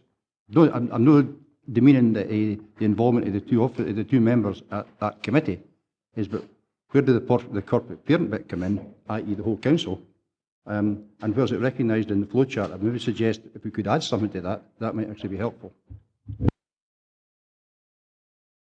Okay.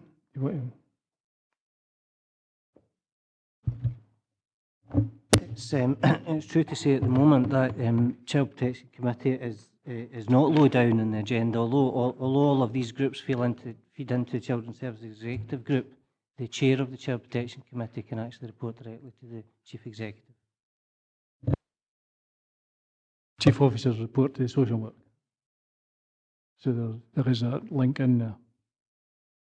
Well, I'm talking about public perception here, Leader, and if somebody, an outsider's looking at that flow chart there, it looks as though it stops at the chief officers, but in actual fact it should stop at the corporate parents, us, and the other constituent organisations. I think Councillor Ferguson and Councillor Scobie have made the valid points. I think on the diagram, absolutely, I think we can improve the diagram. But I think also there is an issue about Councillor Scobie's points about where is that the scrutiny and the timetable for implementation going to be taken. So if members are happy, I'd be happy to, because I think there's a role for an education committee, a social work committee, but also this is a partnership document. GIFVIC is one aspect of it. So if members are happy, I'll pull together a paper for members' consideration, setting out some recommendations for where I believe that scrutiny would best lie throughout the year until we move into the full implementation next year. Members may then want to consider it at those appropriate committees on the way forward. But I think if we pull a paper together setting out my recommendations surrounding that, I believe another subcommittee would actually dilute the attention. I need to perhaps tell members where I think the scrutiny of the various elements of this integrated plan is best undertaken, which would allow that timetable to come through. So if Councillor Ferguson agrees, I think this table does need tightened up, and I'll do to that. But bring back a paper saying within our existing structures, where do I believe the aspects of this are best subject to scrutiny, with the overall strategic scrutiny being through full council on a 6-monthly basis. Leader, I'm in members' hands. Yep. I'd welcome that, Leader. That would suit me. Okay. Yeah, Chair, happy to withdraw my motion in favour of Gavin's motion. No, honestly, in fairness, yeah, I'd welcome that report coming back rather than withdraw the motion on the recommendation. Okay, Jane. Can I just ask about named persons, the named person service, which I think is incredibly important for all of this, because it does mean that each child, every single child, has a named person. Can I ask about workload on that and how that will be managed? Because I can see that some people might find themselves looking after more children with more requirements. So just quick question as to how that would be managed. There isn't a particularly simple answer to that, Councillor. The named person legislation comes into play in 2016, August 2016. We're working towards training to ensure that people feel confident in that role. But the question of workload has been picked up at a national level. The EIS, for example, are doing a bit of lobbying, a bit of consideration with the government of what that will mean for teachers. So that is being discussed and considered at a national level as to how best manage that agenda.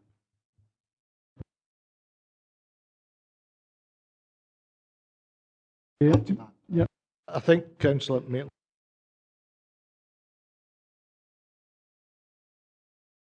Sorry, it's all well and good to say you have a named person, but what we need to do is implement structures below it that would allow the team to form around that named person. And some of the recommendations we're taking forward as part of the response to the inspection is developing that locality approach to support the named person.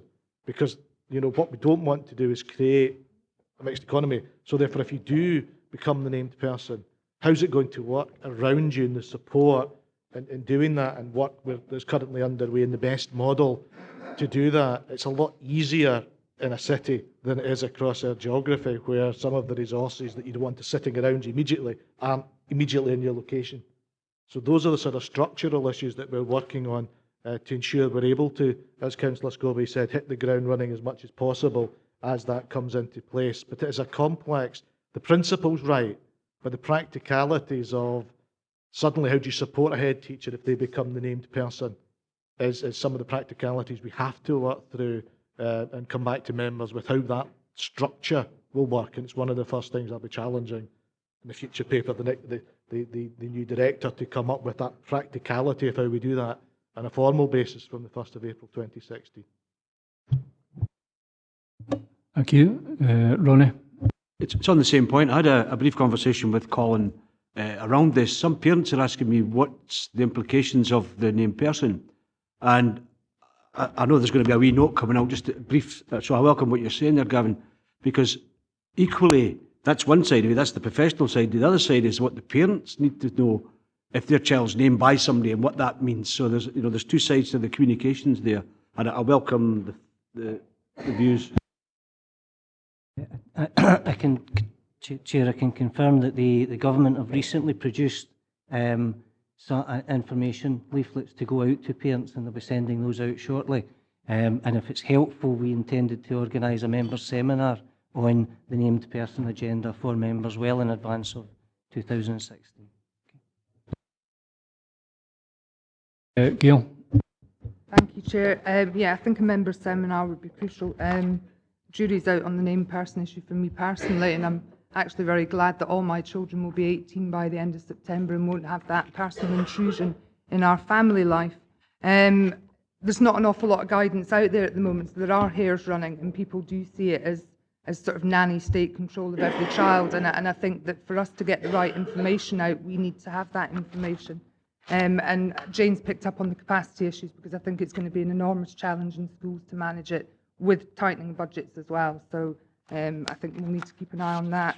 It's really just the table at 130, which has got an awful lot of data sources and statistics. Again, as we had in the previous report, it'd be really good to be able to benchmark that against comparator authorities, because it's good to see our data, but it would be interesting to see it against other comparator authorities' data to see where we're sitting and how our interventions are working in comparison to them.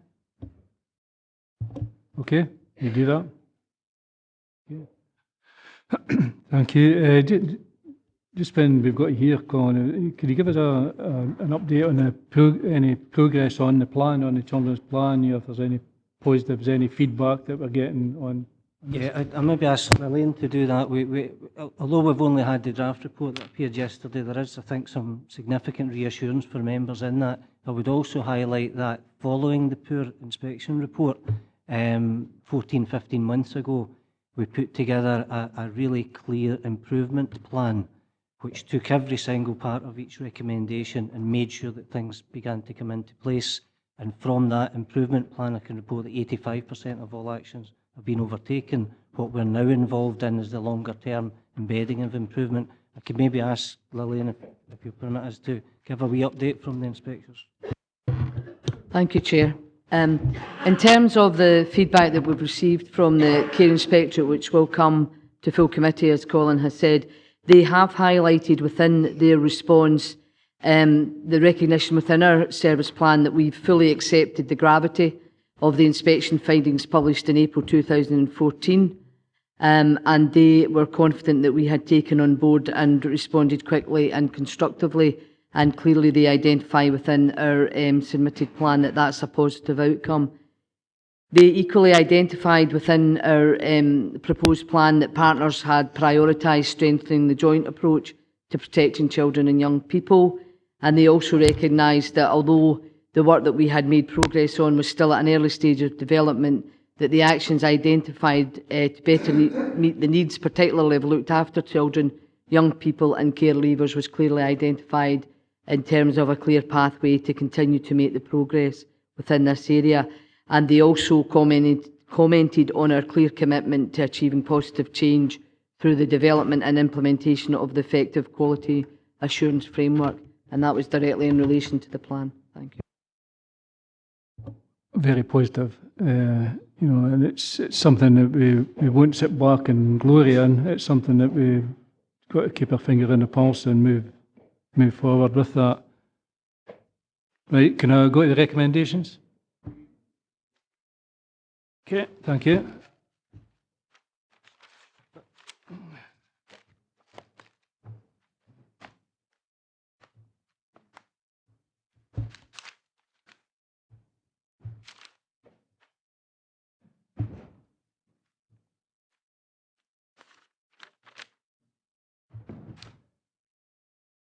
Okay, we go to item 7, which is Quality Act 2010. The purpose of the report is to provide members with an update on progress and future plans in relation to the Council's statutory duties around equalities.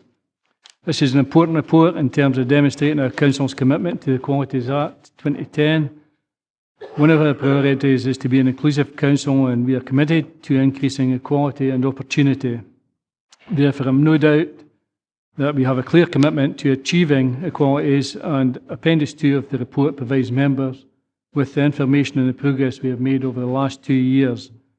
Liz is here to clarify any issues and answer any questions which members may have.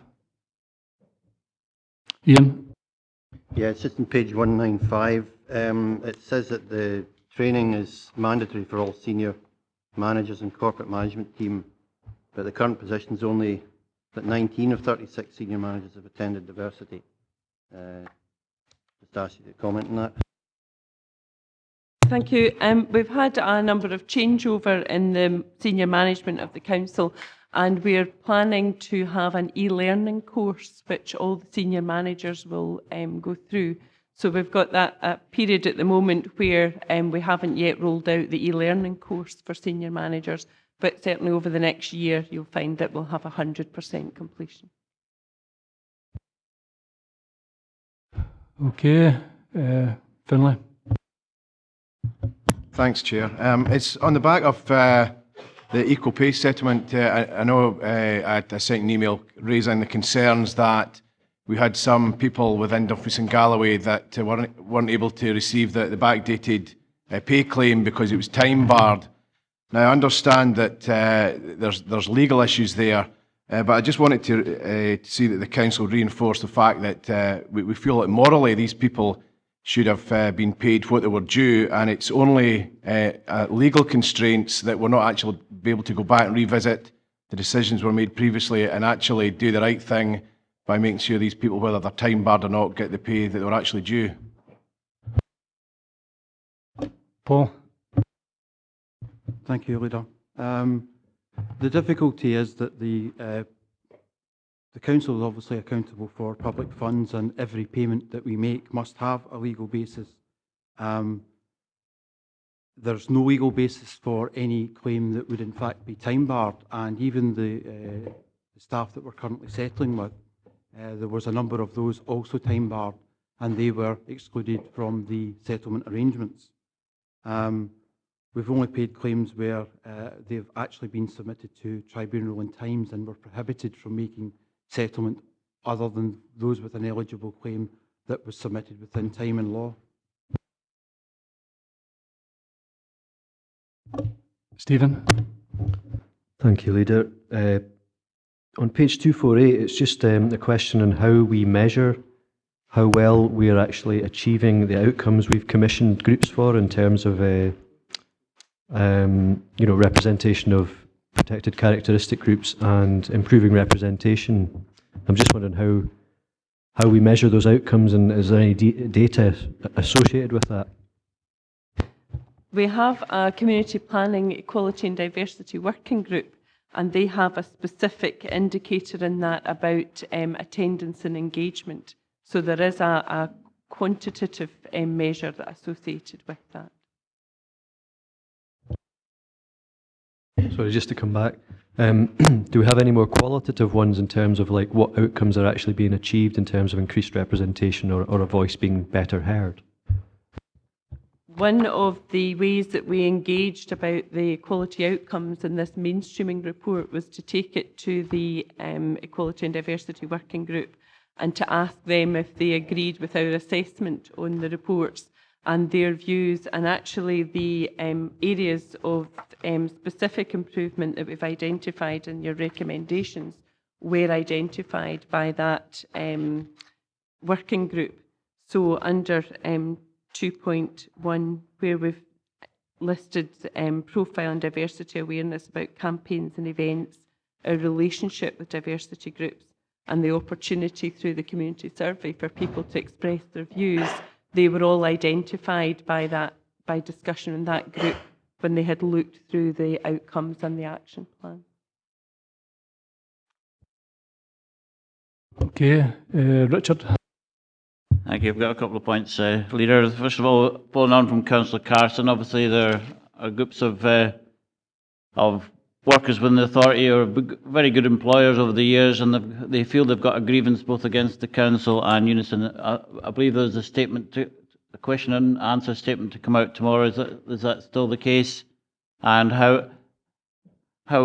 what advice could we give to these employees to pursue their grievance? That's my first point.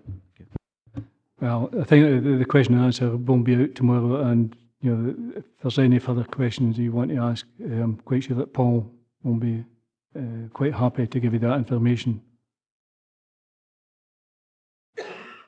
Leader, on page 179, there's just as well perhaps that we didn't discuss this before a prior subject on the agenda. Prior to 4, it says be an inclusive council, and I think it's not be a proportional council, it's be an inclusive council, and I think we should enshrine that in our procedures and the way we act, because inclusiveness, according to this policy, is more important than proportionality.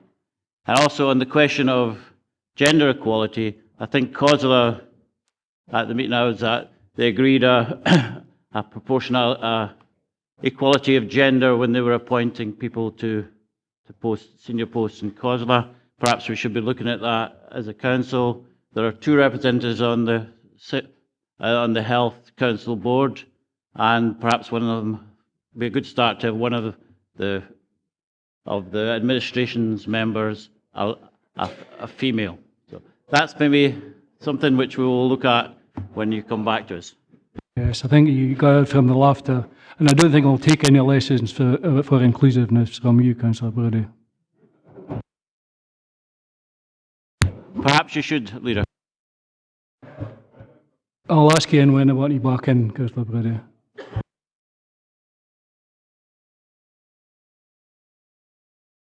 Anyone else? No? Okay, thank you. If we go to the recommendations. Oh, sorry, Wally, sorry. Yeah, no, you may have already answered it. It was just on the back of, and is that me? It's just on the back of, and I think you answered it. That's a question and answer coming out. I have raised the issue of those that did not apply to the Industrial Tribunal in terms of equal pay, etc. And it's just that we are addressing that, and it's only that clarification. We are addressing that in a question and answer, because they may have a civil case against the council if they so wish. It's my understanding, and again, it's just in terms of the Human Rights Court, the European Human Rights Court, if indeed they've got redress there, where it could come back on the council. Has anyone considered that? As you know, Leader, we've actually asked for QC's advice on this, and that advice will include that particular aspect. I think that, if there's any further questions you want to ask after you get the question answered. Okay then, can we agree the recommendations? 1, 2, 2, 2, 3.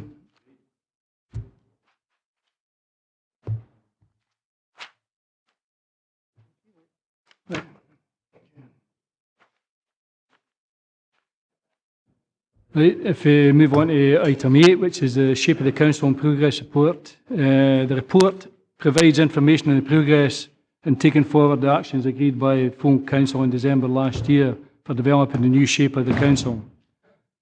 The details of the service review timetable and allocated responsibilities are detailed in Appendix 1 of the report. These service reviews will, in due course, report to the appropriate service committee at key stages within the review. It's reassuring to note that the Business Transformation Board has held its first meeting and established clear governance arrangements. The Board has a significant work programme to undertake so as to successfully deliver the scale and pace of change required to transform our Council. The work of the Board will be subject to scrutiny and challenged by the Business Transformation Steering Group, comprising of elected members. The specific proposals for the Steering Group are set out in paragraphs 3.17 to 3.26. At paragraph 3.30 in the report, members have been provided with details of the progress in the matching process for the directors' posts. I'm sure that all members will want to congratulate Colin Grant, Lorna Meehan and Alistair Speedy, who have been matched to directors' posts following a robust interview process. We'll also have a report later on in the agenda which forms an exempt item of business regarding applications for ERBS. We will discuss this further at that stage in the process. The Council is required to agree the appointment process for the appointment of Director of Communities, and the various stages in the appointment process are set out in Appendix 2 of this report. I also welcome the commitment from the Chief Executive to provide further update and progress to the June meeting of the full Council. Gavin is available for any clarification on any issues or any questions which members may have. I shall open it up to members. Ian, Ivor, then Jane. I'll just keep mine short and later, just to congratulate the 3 successful candidates as well, and we've got no real concerns in regards to this paper. Thank you. Ivor? Chair, it's just a short one as well with regard to timescales. 2.4 says that we're agreeing that once the new directors, I take it that's individually rather as the cohort of them, because there's one not appointed, so the other 3 will be able to get on and come to the board. Yes, Councillor Hislop, one of the key things that the steering group has asked for is that the directors come back with their visions for the service and also some initial actions. And as I put out the 3.35 in the paper, the dates we've got are for the full implementation of the complete structures and all the consequentials.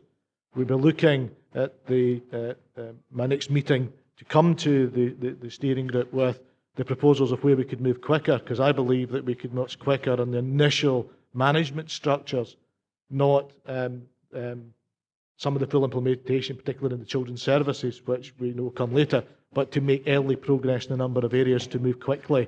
I'd want to flesh those proposals out with individual directors and then highlight those with the subgroup as suggested for consideration of members. So I think we can move in certain elements at pace much quicker than we originally intended.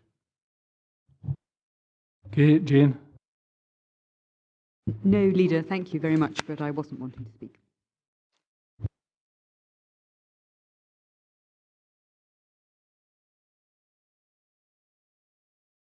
Other members, can we go to the recommendations? Can we note 2.1, adopt 2.2, agree 2.3, 4, note 2.5, 6, 7, and agree 2.8, 2.9, 2.10?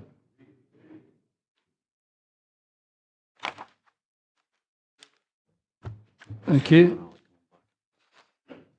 Okay.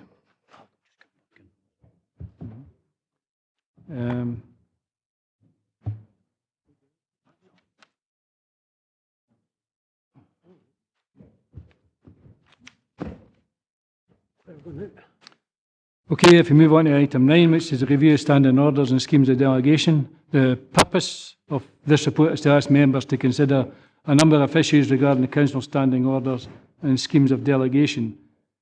These issues have been considered by the ad hoc subcommittee at its meeting on the 6th of February 2015 and relate particularly to Planning and Applications Committee and the Employment and Appeals Subcommittee. Alex is here to clarify any issues and answer any questions which members may have. But before opening the meeting to members, I'm bound to say that I have concerns about the proposal that if a member does not turn up at a site visit organised by the Planning Applications Committee, they would not be permitted to determine an application. Whilst I appreciate this as part of the local review body process, I think we are fettering, or in danger of fettering members who may already have a considerable local knowledge of a site and may have other commitments. By introducing this process, I think we won't be curtailing members' input. That's my personal opinion. I think we've got Archie, Ian and Ian. No, thanks very much, Ian, and I agree with what you say. I think 2.1 I'm happy with, 2.3 I'm happy with, 2.2 we are actually in session when we decide to go to a site visit, so therefore a determination can be actually made on the day, rather than say we're going on a site visit, we can actually determine an application. So therefore the information has been given to members who are actually in the planning application committee by representatives, objectors or even supporters of that planning application. I think it would be wrong to suggest a member, other than having to go into the site visit, cannot have an input to that application outcome. And I certainly would be, if, for instance, a member was in an accident and couldn't get to a site visit, for instance, that would debar him or her from actually doing the objectivity of having that application in front of them. So I think in 2.2, Chair, I would like to see a slight change in that I would agree with 2.2 down to the line where it says divide, but then take the rest out of that particular recommendation. I think it's right that members have the ability to decide on a planning application whether they've been to a site visit or not. Okay, we've got Ian. I was inclined to actually go further than that and just remove it altogether, and 2.2, and I would so move.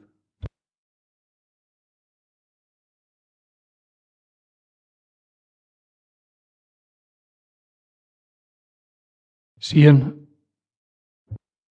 I think I raised this issue at the ad hoc review schemes delegations, and it was brought up, and Archie's summarised it very well for me. I can understand where Councillor Dick's coming from in regards to this, but we certainly looked at this seriously on Monday, and it was word for word what Archie's is what we'd agreed, and we'd be more aligned to that, because I do think it should be there for the sake of the representation. So maybe that should be considered, but we're quite easy on it.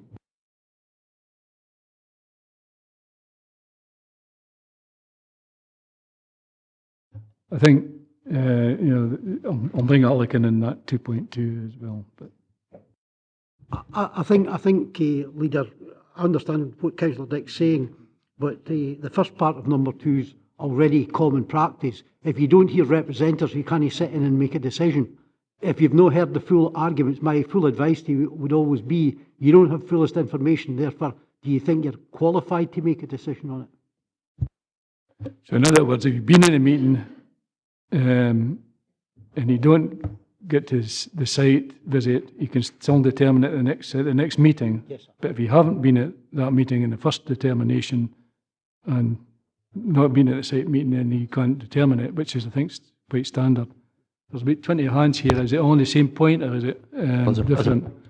Point of order, Chair. What's the point of order, Ian? That I withdraw, on the basis as outlined, I withdraw my... Jim first. Jane first. Thank you. I think actually it's rather even more important. I'm in agreement with the members who are suggesting that they don't go for the second part of 2.2, in other words, put a full stop after the word divide. Because, in fact, actually, planning being such an important issue to the public and people having to have confidence in the system, we mustn't arrange something that could be manipulated. It would be possible to look at a diary and work out who was not available. I'm sorry, the public don't like that sort of thing. Anything that they could possibly hang to suggest that the planning system is not utterly transparent is a mistake. We'd be shooting ourselves in the foot.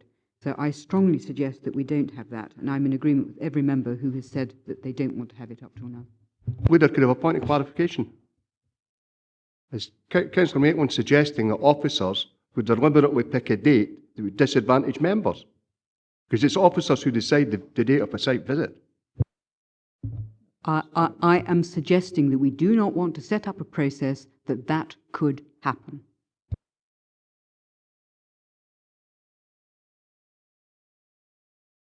I think I don't like putting words in a member's mouth, but I think Councillor Maitland's referring to perhaps the perception that might happen, not the fact that it would happen. I certainly did not take any inference that she was accusing either myself or my fellow officers of manipulating a diary to suit a particular process. Perhaps Councillor Maitland would clarify that for you, Leader. If I didn't make myself completely clear, that's what I'm saying. It's about public perception of the transparency and honesty of the planning system.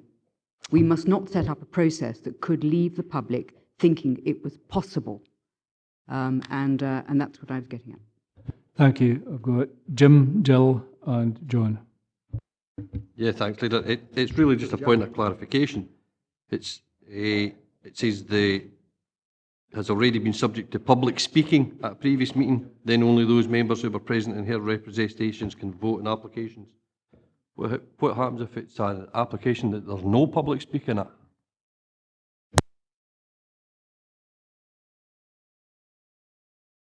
If there's been no representations, why would it go to committee? I'm not, there maybe is a specific area where it would go, where it's a strategic planning application or something like that. Where the officer, where it's an officer of the council is connected with the application, and the only person that was allowed to speak was a councillor who did it under standing orders, because there was no public speaking at the application that went before the planning committee. I would still take the view, sir, if there has been a determination, all the information has been laid before members in terms of the report, then it would be unwise for a member to participate in a later meeting. I'll clarify the wording for Councillor McClung. I'm happy to take the wording away and look at the wording for him. No. Jill. Thank you, Leader. I agree that the first part of 2.2 is correct. Sorry, I'll just stop you there. No, it's not disgusting, Councillor McClung. I think I've given you a fair shake of the time allocated to this individual. So I think your language there was disgusting. So I apologise. Jill. Thank you, Leader. I do agree that the first part of 2.2 is correct. I would be concerned about discriminating against any councillor that might have a disability. Obviously, there's been an issue in some of the site visits, but it does not mean that councillors are not able to make a decision if they've heard the information in the first place. So I would just suggest that we look at the beginning of 2.2. Okay, thank you. Got John. Yep. Thanks, Chair. A concern I would have with the site visits would be what would happen if only 2 or 3 people turned up on a site visit? Would that make, when it came to the plan, when it came back to planning, would that make it wouldn't be correct then if only 2 or 3 people turned up at the site visit? Yep, that's correct. Yep. This, I've got Jim McComb, first time speaker. Jim? Thanks, Leader. My point, I think, has already been made by Councillor Dykes. There is a potential that the inclusion of this clause would bring the necessity of the site visit would be in conflict with the Disability Discrimination Act. That, as Councillor Dykes said, someone who has a disability potentially could be debarred from participation in a decision. Absolutely. I've got Jim Dempster and then I'm finishing up. Thanks, Chair. Now, just a very brief observation. It could be an application on a year from my door that I pass 6 times a day for 20 years, and because I don't attend, I'm deemed not to have the appropriate information to hand. I don't think that fits right, and I think any member in this council chamber today could find themselves in that position. On that basis, it just isn't appropriate and brought forward with the best intentions, but I don't think it's practical, and I think we need to remove it.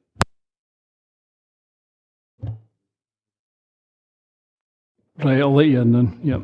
Thank you. It's on a different point. Under 3.4, could I just get clarification that we're talking about that member to rescind his or her request to call in an application rather than any member could rescind any other member's request to call in an application? It would be that member, sir.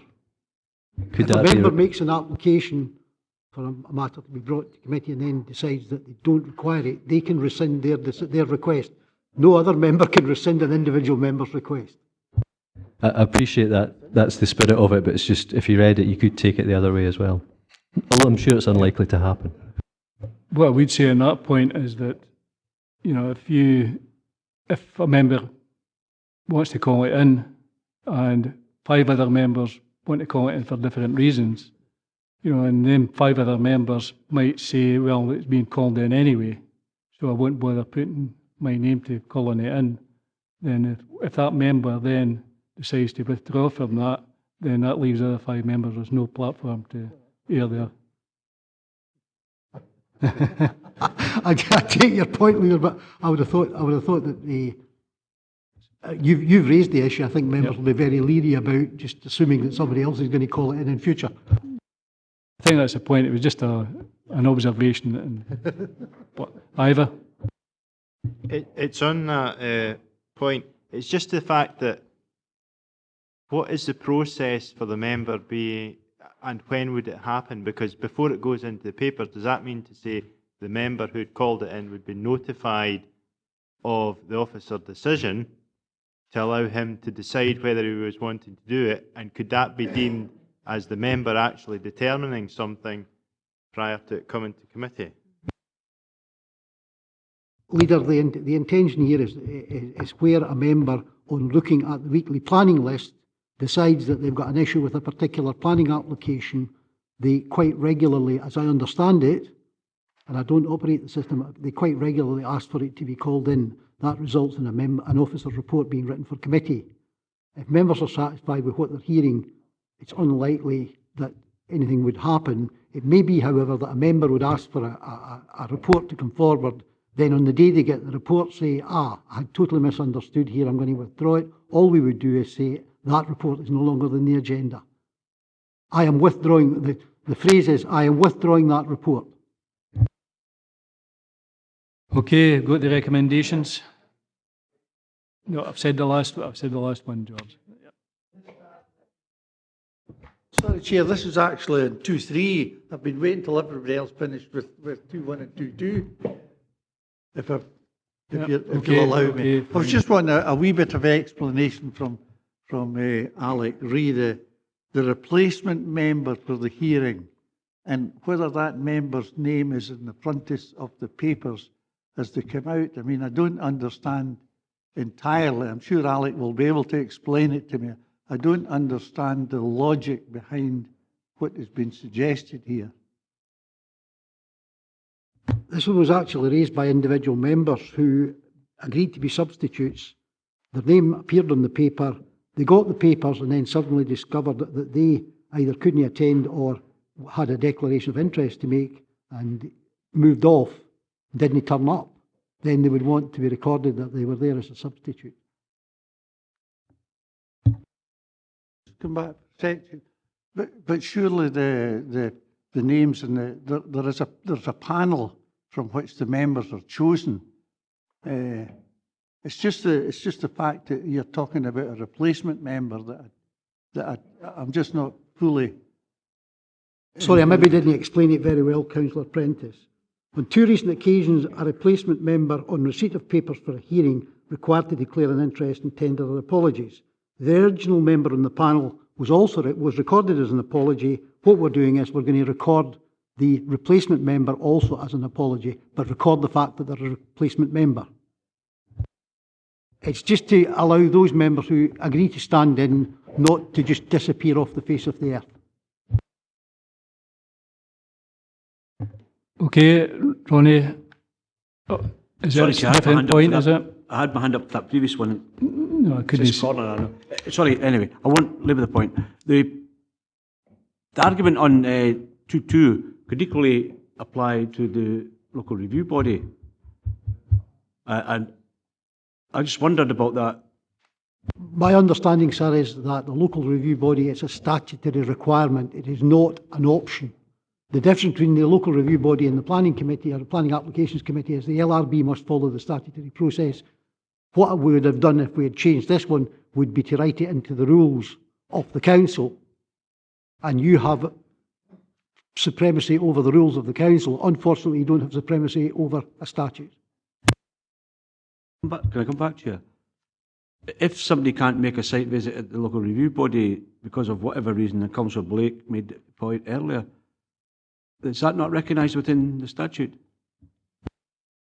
No, sir, the statute's quite clear. Okay, definitely the last one. Andy. Thanks very much. Apart from Alistair. Aye. Thanks very much for letting me in, Leader. It's just to add weight to what Alex said. I'm one of the members who took a late place appeals committee because someone fell ill, and then the minute I got the papers I realised that I'd actually represented them in a previous life, so therefore I had to, and it was then shown up as well, I wasn't present, right? So, and that was why it was raised. Thanks very much indeed, sir. I'm particularly grateful to, and I was one of those that argued the case at the ad hoc review subcommittee, and let me be quite honest about it. I'm particularly grateful to Jim Dempster for giving us, in fact, the opportunity of a way out today, at least with some dignity. There were unintended consequences, and it was brought home compellingly to me yesterday, Leader, at Planning Applications Committee, to hear Ian Blake make the comments that he did. I think we've reached the right decision in that. But going back, the point I really wanted to make, and back to Councillor Ogilvy's, to Ronnie's comment, I think there is an anomaly. And I think the point that Ronnie has made applies with equal force, in reverse, if I can put it that way, to local review bodies, because you can have exactly the same type of circumstance applying there. And I personally feel that this council, I'm not asking you, Leader, to make policy on the hoof today, but I personally feel that this council should give consideration, as it were, to approaching the Scottish Government or whoever to ask them, in fact, to amend that particular aspect of the legislation. And then bring it, in other words, bring the local review bodies into our enlightened attitude as we arrived at today with our Planning Application Committee. And I would hope you would accept that, sir, in principle. Can we agree that? And if we get a letter drafted? Okay. Thank you. Right, can we go to the recommendations? And that's agreed by taking out the 2.2, the second part, 2.2 from, yeah, and the drafting a letter. Yeah. Okay, thanks very much. Right, we've got a number of other items. I don't know whether members want to break for lunch or, right, so if we're back in at what time? Quarter past? Quarter past. Okay, thank you. Move on to item 10. This is the Local Government Pension Scheme Scotland. Purpose of the report is to inform members of the requirements of the Local Government Pension Fund in Scotland with effect from this April. The governance requirements include the need for the Council to appoint 3 members onto the Pension Board as outlined in 3.7 and 3.8. As outlined in the report, these 3 members cannot be members of the Pension Subcommittee. A number of members will have received a communication from Unison regarding the establishment of the board and, in particular, querying whether it meets the necessary legal requirements. We have clarified that the queries relate to the model constitution of the proposed boards as issued by the Scottish Local Government Pensions Advisory Group on behalf of the Scottish Government. There have been amendments made to the Constitution which accompanies the report, and these will be accounted for. The adoption of the Constitution will be a matter for the new board, not this Council. The trade union is also querying trade union representation in the board, and again, this is a matter for the board, not here. Before proceeding to invite nominations to the board, I will offer members the opportunity of asking any points of clarification from Paul or Andy Stewart. Is there? Andy, no? No. It's going to be you, Paul. So it's just Paul. I'll open up the meeting for members. Tom? I think the recommendations are clear-cut, and I would suggest that the 3 member representatives be one from the admin, one from the SNP group, one from the Dumfries and Galloway Conservative and Unionist group, the 8-member group, as the 3 largest groups in the council, and I think there's a way to fill these positions.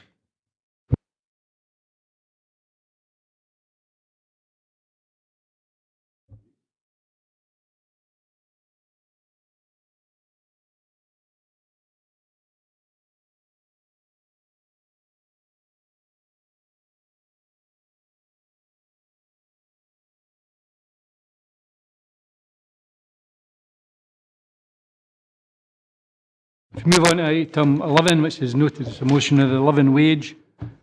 This is a report by the Assistant Chief Executive.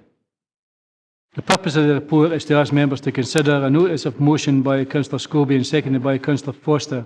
The notice of motion is attached to the appendix. The purpose of the report is to ask members to consider a notice of motion proposed by Councillor Scobie and Councillor... sorry, I've said that. I appreciate the notice of motion was obviously submitted before the phone council meeting in February. And although, you know, I don't know whether Councillor Scobie's any... Yep. Yeah, Chair, and you're right, it was submitted before the full council meeting as an emergency, but it was not taken as that understanding orders, which I understand. I would hope the council will take it today and remove delegated powers to consider the motion. So move. I was more asking you, you know, because of, you know, it was obviously submitted before the phone council in February, but and although members were invited to attend the leaders' meeting during the budget process, some declined to do so. During the meeting, I made other leaders that were there aware that in the final budget we were proposing not warm words and emotion in the living wage, but tangible actions. This included setting aside funding and beginning the process for the council to achieve living wage accreditation, which requires us as a council not only to pay the living wage, but have a plan in place for any subcontracted staff. In addition, we set aside funding for staff to support this work. I can also inform members that we are working with Scottish business and the community in an event in the region at the end of April for local businesses to discuss the benefits of the living wage. Put simply, what I'm trying to say is that we're actually meeting the terms of the words in the motion. The first decision to be taken is to whether to withdraw a delegation from the Policy and Resources Committee. Also know that, you know, COSLA is taking this forward as well. They're taking it through, you know, that process in COSLA, so that's already happening as well. So, can I ask if removing delegation? Okay. Yep.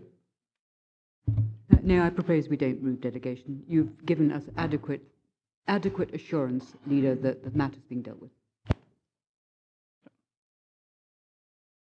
Ivor? Chair, I would second Councillor Maitland on the grounds that the issue was actually addressed at the last meeting under the Scrutiny and Performance Report as well, and there will be reports coming to Policy and Resources with regard to the living wage.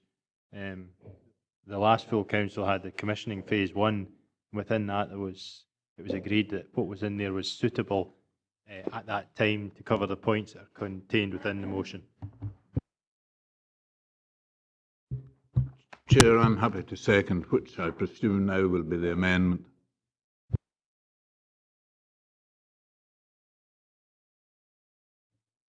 Okay, sorry. Can we go to vote? Thanks, Leader. The motion is that delegation not be removed. It's moved by Councillor Maitland, seconded by Councillor Hislop.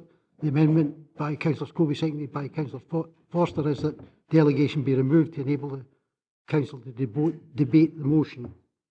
Leader. Amendment. Deputy Leader. Amendment. Councillor Bell. Councillor Blake. Motion. Councillor Brodie. Councillor Ian Carruthers. Motion. Councillor Karen Carruthers. Motion. Councillor Carson. Motion. Councillor Davidson. Amendment. Councillor Dempster. Amendment. Councillor Dick. Amendment. Councillor Drybrah. Amendment. Councillor Dykes. Not present, sorry. Councillor Ferguson. Amendment. Councillor Foster. Amendment. Councillor Geddes. Amendment. Councillor Gilroy. Councillor Groom. Motion. Councillor Yen. Amendment. Councillor Hislop. Motion. Councillor Lever. Amendment. Councillor McCautry. Amendment. Councillor McClung.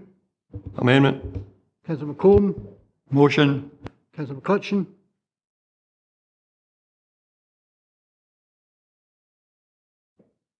Councillor McGregor. Motion. Councillor McKee. Amendment. Councillor Maitland. Motion. Councillor Mayo. Councillor Marshall.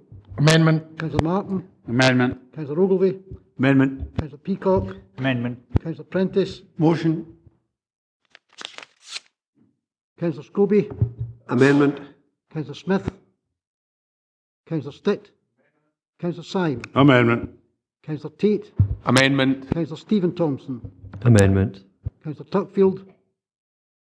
Not present. Councillor Witts. Amendment. Councillor Wiper. Not present.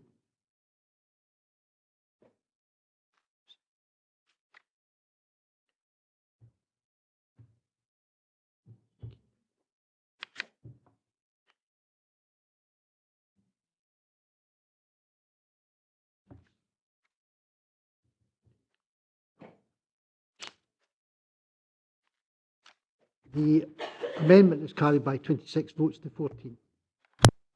Okay, I'll ask the mover, Councillor Scobie. Thank you, Chair. And the motion is straightforward. And again, Chair, as I did at the full council on the 5th of February, I would commend the council in its approach to this, indeed in the delivery of the living wage to its employees, and that was taken in 2014. And indeed, you have been a strong advocate of the living wage throughout your tenure. There was reference, as was said, in 2015 to the living wage, but in my opinion, it may not have gone far enough, notwithstanding 3.7 of the report refers to, or at least to encourage employers to pay the living wage, and indeed 3.4 under what you have referred to in your introduction, the accreditation, where businesses can be accredited if indeed they recognise the living wage. Again, in 3.7, as to whether there is reference to the pre-qualification and the procurement, as to whether this is a legal process. I think that, you know, we have got over many cases where we've put conditions on contracts that we have let, where applicants have had to meet those conditions, and I think that it needs to be closely examined in terms of whether, you know, the living wage is one that we can include in the procurement condition and rules, hence the reason for our motion today. Only in coming through this morning, listening to the radio, the figures for the under 30s in Scotland have increased dramatically, and I think it was Kissia Dugdale that I listened to on the radio that says that Labour will do everything to try and bring people out of poverty, particularly in the under 30s group. So I would hope that we do look into this, and for the council, as the motion says, to consider how the commitment can be taken forward to include existing contracts and how it can build into procurement process so that contractors are paying. It's one thing in saying that the council meets this requirement, or not requirement, but goes to introduce the living wage. I think that we've got to be doing it as well with our contractors and putting out a positive message in the hope that everyone will follow suit as to the movements of the council. So, Chair, I would ask the council to endorse, to adopt the motion as it is, and to look at these as a potential way of moving forward, along with the other ones that we have there, rather than just encouraging. I think that we've got to look to see how we can strengthen that word encouragement to building into the contracts. So moved, Chair. Chair. Just going back to COSLA, we're actually working through them at the moment, through the procurement process. They are lobbying in procurement as far as possible within the bounds of the law. And I think that's an important factor of it, because it has to be done within the lawful. Anything else, you know, goes out with that, wouldn't be a lawful process. So we are doing, and COSLA, through COSLA, we're promoting the living wage through that way. They are lobbying for that some way to utilise ethical standards such as living wage, employer status to strengthen the public sector's ability, to make that happen. There is living wage in health and social care sector. This also connects to the work that COSLA is undertaking at the moment on behalf of member councils, which we are one, in respect to the payment of living wage in the social care sector. So there's a number of things going on that we are actively engaged in out with the council to make that happen. So we did say that, and I mentioned about the budget process. I mentioned about going forward on a living wage, and that's something that we agreed to do as a council. So, anyone else? Ian? Yeah, I think this just it reinforces a lot of what we're doing already, and there's nothing in it. I think it recognises as well that there are bounds of law, and there's a limited amount within that we can do. But I'm very supportive of this, and on the basis that it does exactly reinforce what we're already doing, quite happy to support it.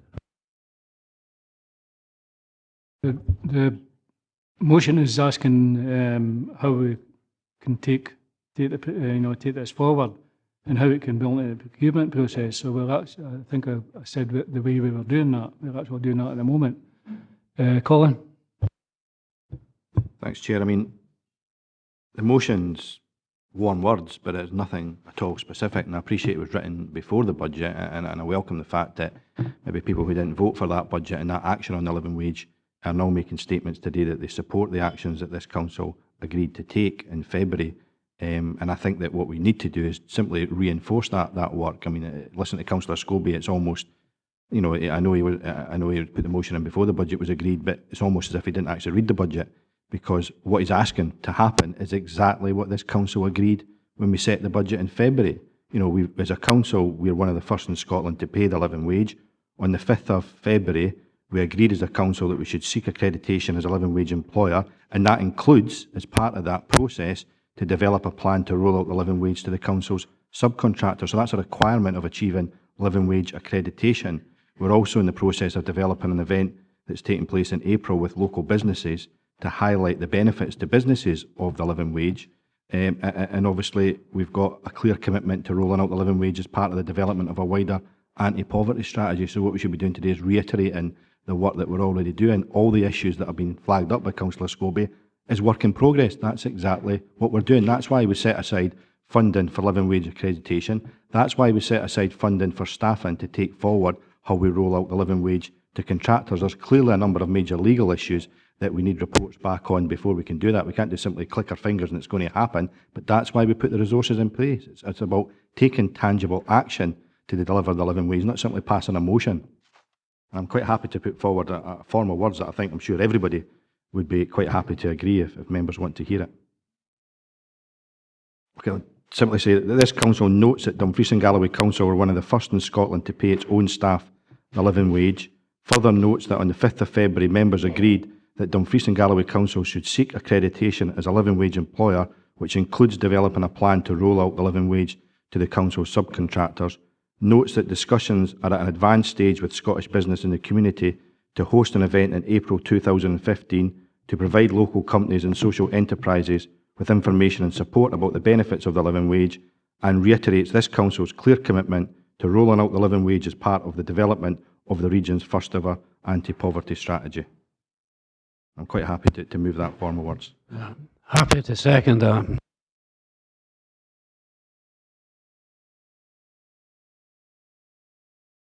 Finlay? Thanks, Chair. I'm delighted we've got a council that is committed to paying the living wage, but I'm somewhat cautious in trying to say any more than encourage small businesses.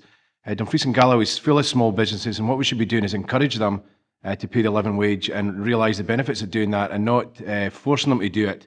There's plenty of opportunity for government to provide incentives for businesses to pay a living wage. We have minimum wage, which below which no business should be paying legally, and that's quite right. But I certainly wouldn't be in favour of going any stronger than saying we're encouraging and highlighting the benefits of small businesses within Dumfries and Galloway paying the living wage, and that's what the council should be doing, not forcing businesses to pay a living wage, which in the long run might not be in interest of Dumfries and Galloway. Thank you. You'll be pleased to know that that's exactly what we are doing with businesses. We're encouraging, and well within the law that we can do. Jane? Thank you very much. I have no quarrel with the suggestion put forward by the administration. What I would like to add, though, and I wonder if you would be willing to add it, because it will give members the fullest information, which is that up till now, we've had no real indication about what the implications will be on council budgets. We have the business plan for social work coming forward very shortly, and I think it would be very good to add to that motion information to come forward to the Social Work Services Committee about what the implications are for the health, the social care budgets, because that's where it'll impact upon us. We at the moment have outsourced a large amount of our health and social care, our social care in particular, and we therefore buy more hours for that budget than other comparable authorities. So I think it's really important that we get that level of information to come forward. So I think what I'm just looking for is that we get that early days into the Social Work Services business plan. And I hope that the administration will be willing to add that in. Thank you, Councillor Maitland. I think you're absolutely right that that's one of the main features that we're lobbying as part of COSLA, looking at the social care budgets and funding for living wage. We're actually just finalising with partners a paper that would come to the Health and Social Care Integration Board relating to home care, which actually has the full setting out the range of options that we've got, including the living wage. There are ways we can organise ourselves better in the market, better to have a sustainable market. So that paper is coming to Health and Social Care Integration, then would come on to social work, following consideration there. So if members are happy, I'll let members know the timetable for that. I believe it was just before the recess. We wish to have that paper up before. So perhaps if we could trail it in the business plan for social work and give members confidence in the timetable that that comprehensive paper will come forward to members.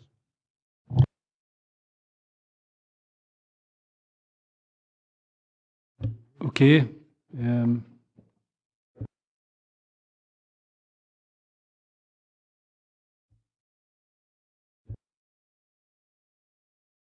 So there's no other hands up, Willie, so.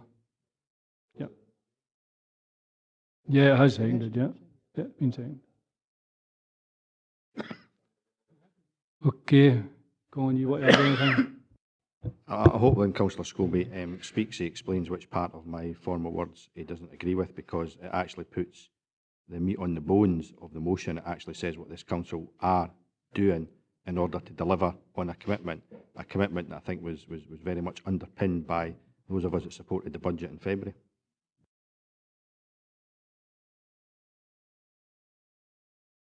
Leader, maybe Councillor Smith very kindly gave us copies of his formal words. Would we want them put round the table just so members have read them and understand them? Would that be helpful?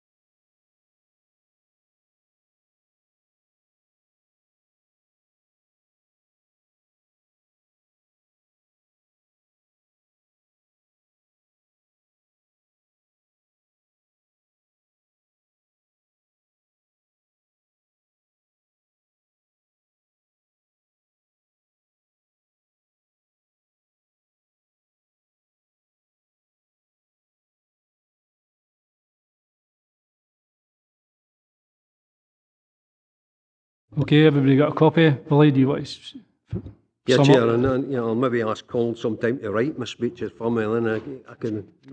He knows then that I'm saying what he wants me to say. But to some of the references made earlier, in terms of a motion only being a motion, and as one that spent some time, a considerable time in the Labour group when we were in opposition, we continually put motions on the table, and many, if not all, were never accepted. But it didn't stop us putting those motions on the table. So, it sort of takes away from what Councillor Smith is saying in terms of only being a motion.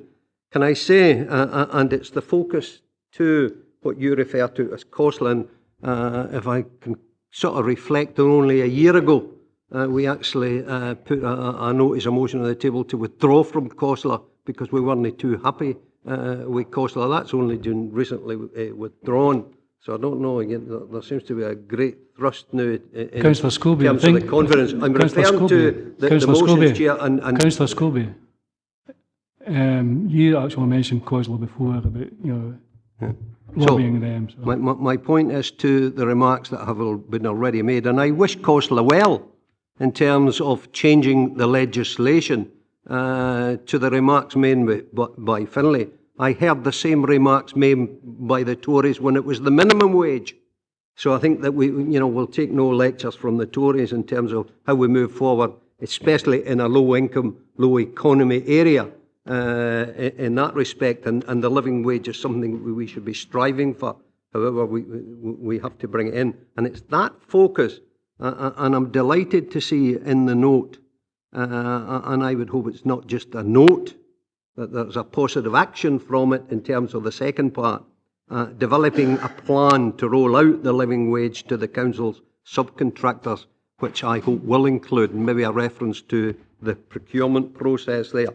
In that respect, Chair, that both motions are saying the same. Quite happy to go along with the note that was presented by the Labour group, rather than going 45-2 again.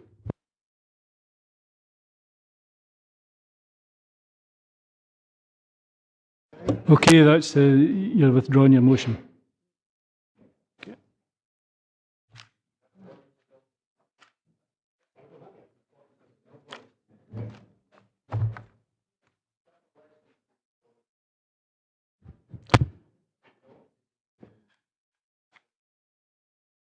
Okay, move on to item 12. This is a notice of motion, Sistema, big noise. The purpose of the report is to ask members to consider a notice of motion proposed by Councillor Scobie, seconded by Councillor Dick. The notice of motion is attached in the appendix. The first decision which we are required to make is whether or not to withdraw delegation. This is not a new issue and has been raised by a number of members both within the current and previous administration. I asked for an update to go to education some time ago, and members of the committee will be well aware that there is a full report on this issue at next week's Education Committee. It's clearly an issue for the Education Committee, and could I ask, therefore, whether members are content for the matter to be considered by the committee next week? I'd be happy to second that if you're moving it. I'm asking members if they're content. Yeah. Willie? Chair, I'm delighted to hear it's being considered, and I think this would only enhance that commitment to Sistema. If we agree this today, it will give them clear guidance at education. This is not asking to consider the situation, it's asking that we bring this back onto the table, and it will give a clear steer to the Education Committee. So happy to move removal of delegated powers today, Chair, to consider the motion.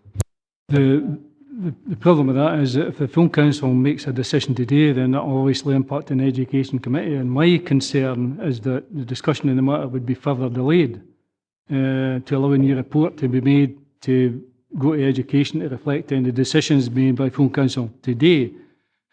So unusually, I move that delegation be not withdrawn, and that the matter be left to the Education Committee to determine as it at its meeting next week in light of the report that's already out there before it. I'd say happy to second if that's the case. Okay. Yep, you've got your second on. Just a second. And noting that it covers education, justice, health, culture and regeneration, and that's why I'm seconding. Leader, you have a procedural notice of a procedural motion, a procedural amendment. The motion is by Councillor Scobie and Dick that the delegation be withdrawn from the Education Committee to enable this issue to be debated today. The amendment is by yourself, Leader, seconded by Councillor McGregor, and that is that delegation be not withdrawn, given that the matter is due to be considered by the Education Committee next week. Are you ready to proceed to the vote, Leader? Yep. Leader. Amendment. Deputy Leader. Amendment. Councillor Bell. Amendment. Councillor Blake. Amendment. Councillor Brodie. Councillor Ian. Thank you. Councillor Ian Crothers is not present. Councillor Karen Crothers is not present. Councillor Amendment. Carson. Councillor Davidson. Motion. Councillor Dempster. Amendment. Councillor Dick. Motion. Councillor Dryborough. Amendment. Councillor Ferguson. Motion. Councillor Forster. Motion. Councillor Geddes. Motion. Councillor Gilroy. Councillor Groom is not present. Councillor Yen. Motion. Councillor Hislop. Motion. Councillor Lever. Amendment. Councillor McCaughtrey. Amendment. Councillor McClung. Motion. Councillor McComb. Amendment. Councillor McCutcheon. Amendment. Councillor McGregor. Amendment. Councillor McKee. Amendment. Councillor Maitland. Amendment. Councillor Mail. Councillor Marshall. Amendment. Councillor Martin. Amendment. Councillor Ogilvie. Amendment. Councillor Peacock. Amendment. Councillor Prentice. Motion. Councillor Scobie. Motion. Councillor Smith. Amendment. Councillor Stitt. Councillor Syme. Amendment. Councillor Tate. Amendment. Councillor Stephen Thompson. Motion. Councillor Tuckfield is not present. Councillor Witts. Motion.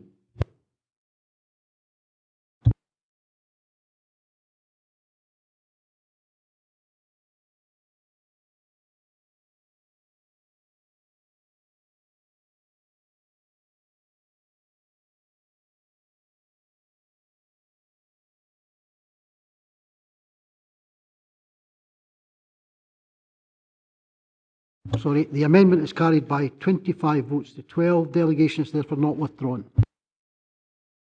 Thank you. If we move on to item 13, this is a notice of motion, Transatlantic Trade and Investment Partnership. The purpose of this report is to ask members to consider a notice of motion proposed by Councillor Scobie and seconded by Councillor Foster.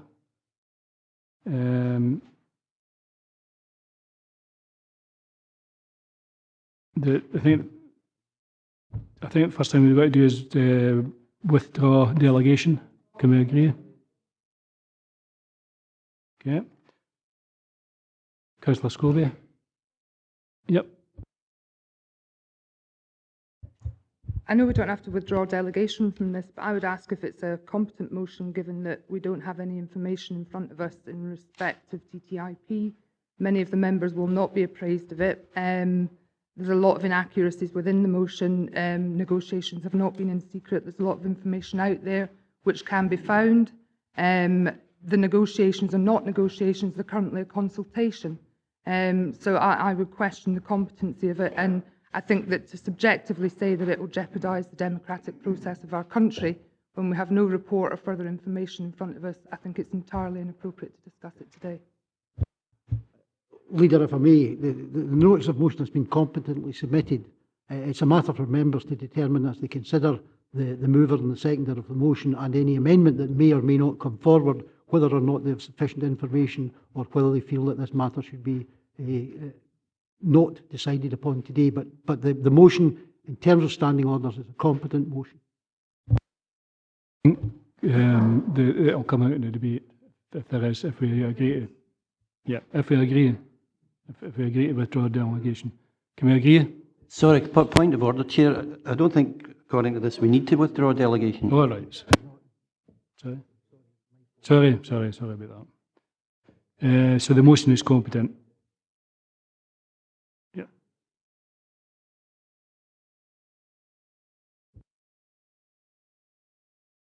Chair, with the lack of information, could I move that we defer this report until we have the fullest of information in front of us?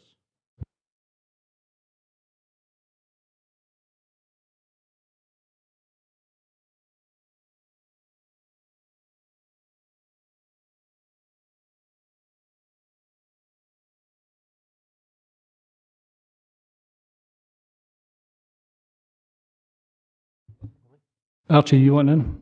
So, Chair, I think this information that's in front of us is really important to the people that we represent. I think it'd be unusual for anybody in Dumfries and Galloway not to have heard at TTIP at one point in their life because of what's going on with the people's NHS. I think it's appropriate that we as a council actually discuss this. Now, I'm not saying I'm in agreement with the motion or anything like that, but I think we need to discuss this and potentially get a way forward here.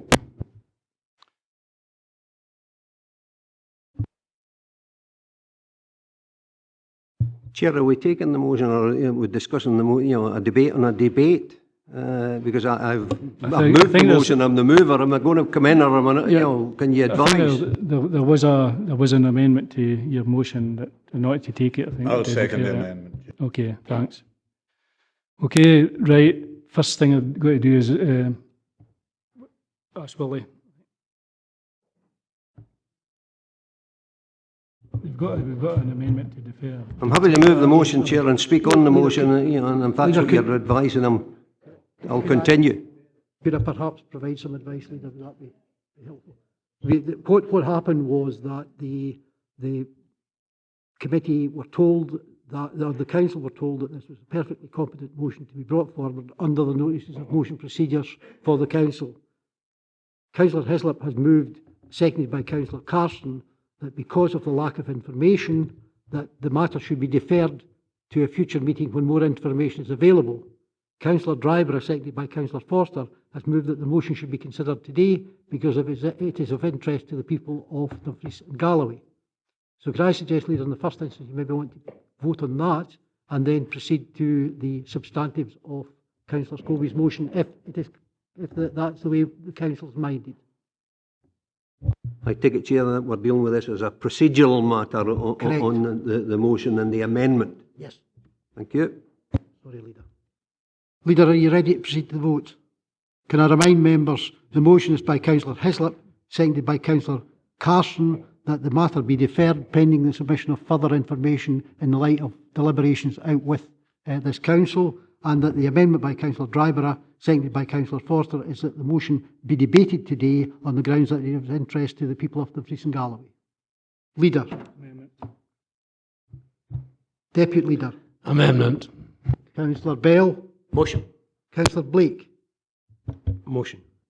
Councillor Brodie. Councillor Carson. Motion. Councillor Davidson. Amendment. Councillor Dempster. Amendment. Councillor Dick. Amendment. Councillor Dryborough. Amendment. Councillor Dykes. Not present. Councillor Ferguson. Amendment. Councillor Forster. Amendment. Councillor Geddes. Amendment. Councillor Gilroy. Councillor Groom. Not present. Councillor Yen. Amendment. Councillor Hislop. Motion. Councillor Lever. Amendment. Councillor McCautry. Amendment. Councillor McClung. Amendment. Councillor McComb. Motion. Councillor McCutcheon. Amendment. Councillor McGregor. Motion. Councillor McKee. Amendment. Councillor Maitland. Motion. Councillor Mayo. Councillor Marshall. Amendment. Councillor Martin. Amendment. Councillor Nicholl is not present. Councillor Ogilvie. Amendment. Councillor Peacock. Amendment. Councillor Prentice. Motion. Councillor Scobie. Amendment. Councillor Smith. Amendment. Councillor Stitt. Councillor Syme. Amendment. Councillor Tate. Amendment. Councillor Stephen Thompson. Amendment. Councillor Witts. Amendment.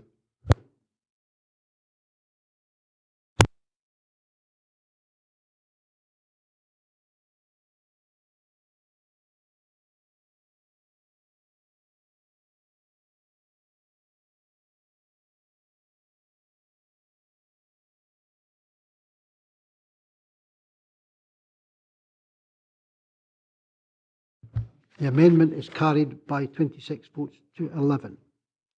Okay, Willie, you can speak now.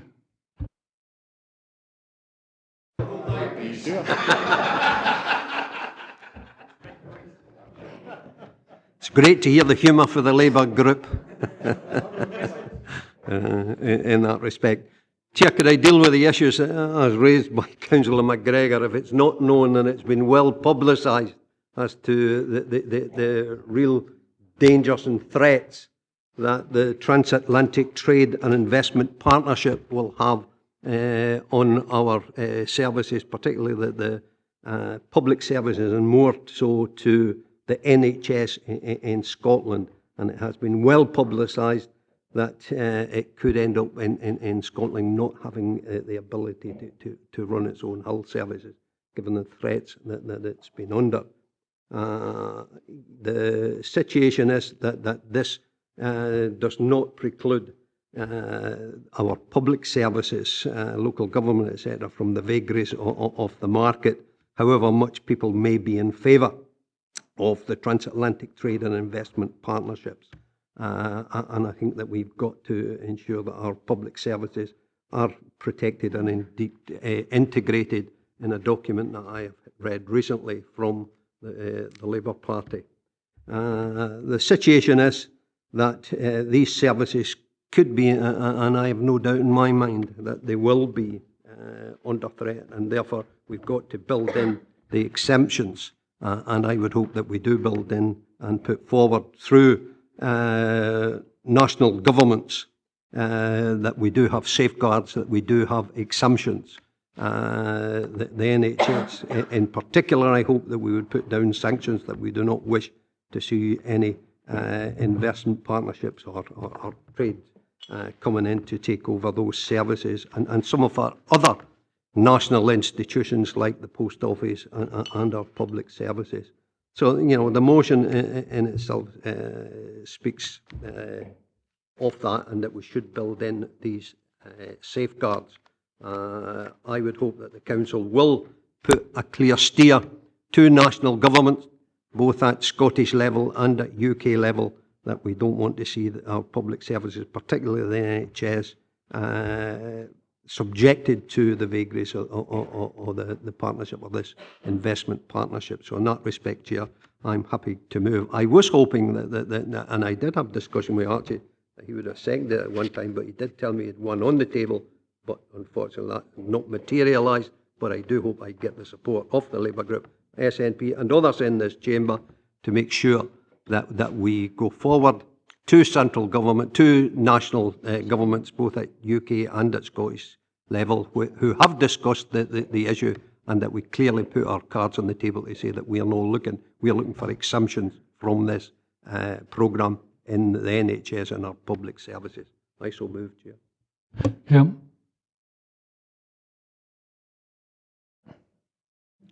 Okay, Archie. Thanks very much, Chair. I want to thank Councillor Scobie for bringing this motion to Council. I mean, I've been at the forefront of the NHS out of TTIP campaign since last year. However, because of the full campaign issues that have arisen, the TTIP arrangements may have originally been in what Councillor Scobie classes as secret. It might be behind closed doors, but it certainly isn't a secret now because of what the NHS campaign has actually done, the People's NHS campaign has done. During that time, of course, the People's NHS and their supporters have been extremely busy up and down the country opposing the NHS contracts being involved in the TTIP agreement. Indeed, some other countries have already removed certain potential contracts out of the TTIP agreement, such as France has already removed their film and media industry from that particular agreement. I do share Councillor Scobie's concerns about the barriers and our most prized social standards. You only need to look at what this council is trying to do with the living wage and improve employment conditions for our and other employees in the D&G in that respect. Councillor Scobie has suggested in the motion that TTIP jeopardises the democratic process of our country. And this is one area where I maybe just disagree with him a little bit, because we're actually talking about it at the moment. So therefore the democratic process is actually being achieved. And I would want all elected members to be involved in the democratic process on behalf of their constituents. However, I believe there is a more prudent approach for Council, and perhaps with Councillor Scobie's agreement, we can come to an agreement that is a way forward, that the sort of following actually happens. The motion to condemn any move to implement the Transatlantic Trade and Investment Partnership, I think at this time is a little premature, in that a detailed draft agreement is not available and negotiations as to its content are likely to continue for another year. Only at that stage would it be proper for the Council to reach a view on whether it was supporting and opposing the TTIP, either in full or in part. We don't know what's in or out of the actual agreement. So what is therefore important at the moment in time is that we add our weight to the COSLA position and the trade unions' positions that any international trade agreement must safeguard the EU Lisbon Treaty provision on the freedom of local authorities to define and deliver public services in the way that they see fit, and that we support COSLA's action to lobby for this and protect Scottish local authority interests in this period.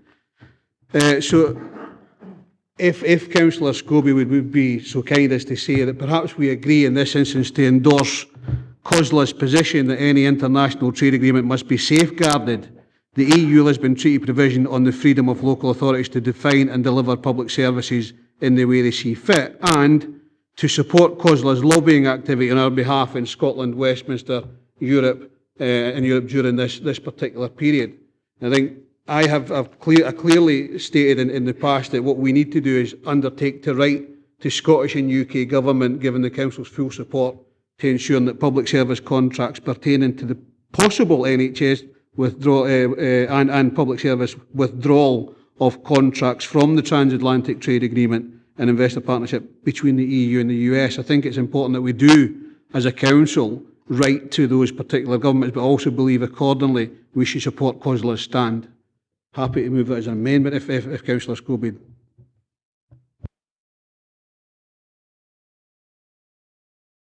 Well, can I ask, are you happy to go along with Chairman, that? if that's got unanimity, I'm going to withdraw, because I think it's important we go forward, knowing that what our position is as a Dumfries and Galloway Council. I would only respond to Councillor Driver as, TTIP jeopardises the democratic process of our country. It's a democratic, we discussed it in an earlier report in terms of the integration in the health service. If it was left to the vagaries of the market, then that would interfere with that democratic process that we agreed earlier. So in that respect, I'm quite happy to withdraw if it's got unanimity across the chamber that we do go through COSLA and we put our cards clearly on the table where Archie refers to public service and everything. I'm quite happy to do that, Chair. Okay, Finlay. Thanks, Chair. I think we're moving to deferring this to actually get some real facts on the table rather than just a speculation and the ridiculous suggestion that we sit here and put through a motion just based on speculation. I welcome the opportunity that freeing up trade with the United States brings, the chance of creating more jobs and trade. A lot of the speculation about TTIP affecting our public services, but what we've got to remember, the UK Government and the European Commission are clear on it, that it's for national governments to decide how their public services operate, and there's nothing in the TTIP agreement which will change UK laws or lower consumers or labour or environmental standards, or it doesn't include changing any measures which protects these services that are controlled by the UK Government. We need to look at all the facts before we certainly go back and try and condemn anything where we've got nothing actually on the table. So I'm certainly in favour of going with the motion at the moment, which in effect is just to defer it until we get more information. No, that isn't. Archie, do you want to read out what you said? Thanks, Chair. I mean, what I was suggested was that obviously when I talked about the Transatlantic trade investment. There is discussions ongoing at the moment, and we don't know what's in and out of it. However, the proposed amendment was to endorse the COSLA position that any international trade agreement must safeguard the EU Lisbon Treaty provision on the freedom of local authorities to define and deliver public services in the way they see fit. And I think that's very important. And to support COSLA's lobbying activity on our behalf in Scotland, Westminster and Europe during this period. And I also suggested to write a letter to the Scottish and the UK government saying that we would, support this stand. Gail. Thank you, Chair. I think Councillor Driver has summed it up very eloquently in a very erudite fashion. Clearly there are issues, but COSLA is dealing with it. We need further information, and I think if we're all agreed within the Chamber to Archie's approach, I find that very positive. Okay. Jane. Thank you very much. Yes, I absolutely endorse Councillor Dryburgh's position. I'm very happy to go along with that. And I also note with pleasure the advantages that the administration now sees in belonging to an organisation that is able to look after us in a bigger context than simply ourselves. COSLA. That's because we're punching above our weight, Jane. Alistair? Yeah, just for the record, Leader, my interpretation of what's been said, and let me say that I agree entirely with Councillor Dryburgh's submission, is that under no way, shape or form can this be construed as a deferral. So I think some of the more intellectually challenged in the Chamber today should have that point hammered home to them. This is not a deferral. This is addressing an issue which, quite frankly, needs to be addressed. Just let's for once be proactive to try to stop the rape of institutions such as mentioned, both by Archie and by Willie, from taking place. Okay, we'll go forward with Archie's suggestion.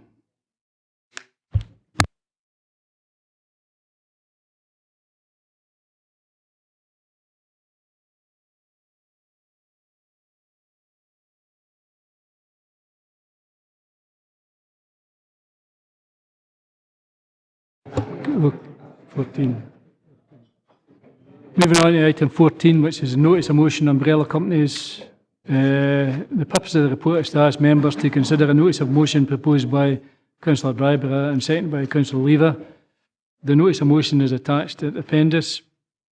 I would confirm that Rona Lewis, Senior Manager, Legal and Regulatory, is available to clarify any issues and answer any questions that members may have. First decision to be taken is whether or not to withdraw delegation from the Policy and Resources Committee. Okay. Now move to the debate, Archie. So thanks very much, Chair. And just looking at the motion itself, can I perhaps make a slight change in that where it says this council notes that the council does not. We can't say that, of course. That would not be right. It should say notes that the council could never condone the use of so-called umbrella companies. Now, I'm reasonably assured that we're not actually doing that at this particular time. But firstly, can I thank members for allowing the motion to be discussed? Members will recall the motion a few months ago, several months ago, on ensuring that pre-qualification questionnaire would be part of the tendering process for companies who may or may not have been involved in blacklisting of workers. And I believe that this motion assists that particular motion as well. Blacklisting preventing men and women, mainly in the construction industry, being hired by certain companies, usually because they raised health and safety or employment concerns, were sacked because of this. The companies that have been taken to court are now in process, and compensation arrangements were supposed to be being agreed. To date, very little movement has actually happened on this.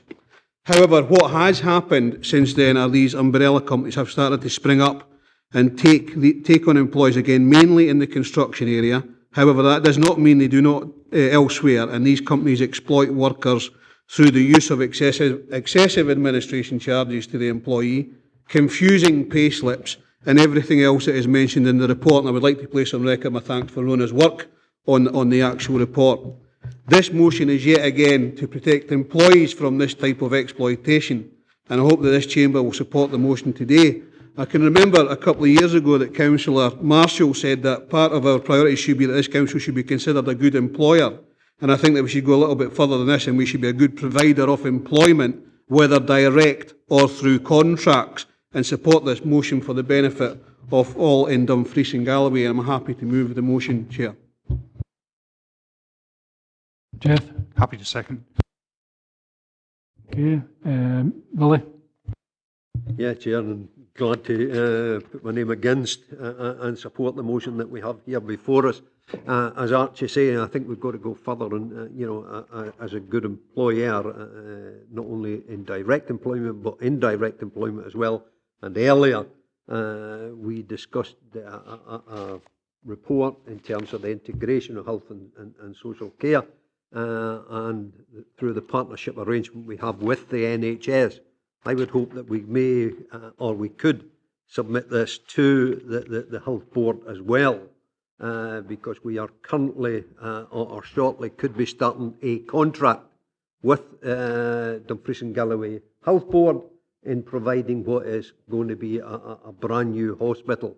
I would hope that they likewise would endorse, if we do it through our partnership arrangement, in writing to the NHS to say that we have, and hopefully we will endorse it across the board here today, but we also put it to our partners in the NHS to see if they will do likewise, and to protect the workers within that contract as well, should they be contemplating, and I'm not sure of that, but I would hope we can do that in endorsing this one today, but also to invite our partners in the NHS to do likewise.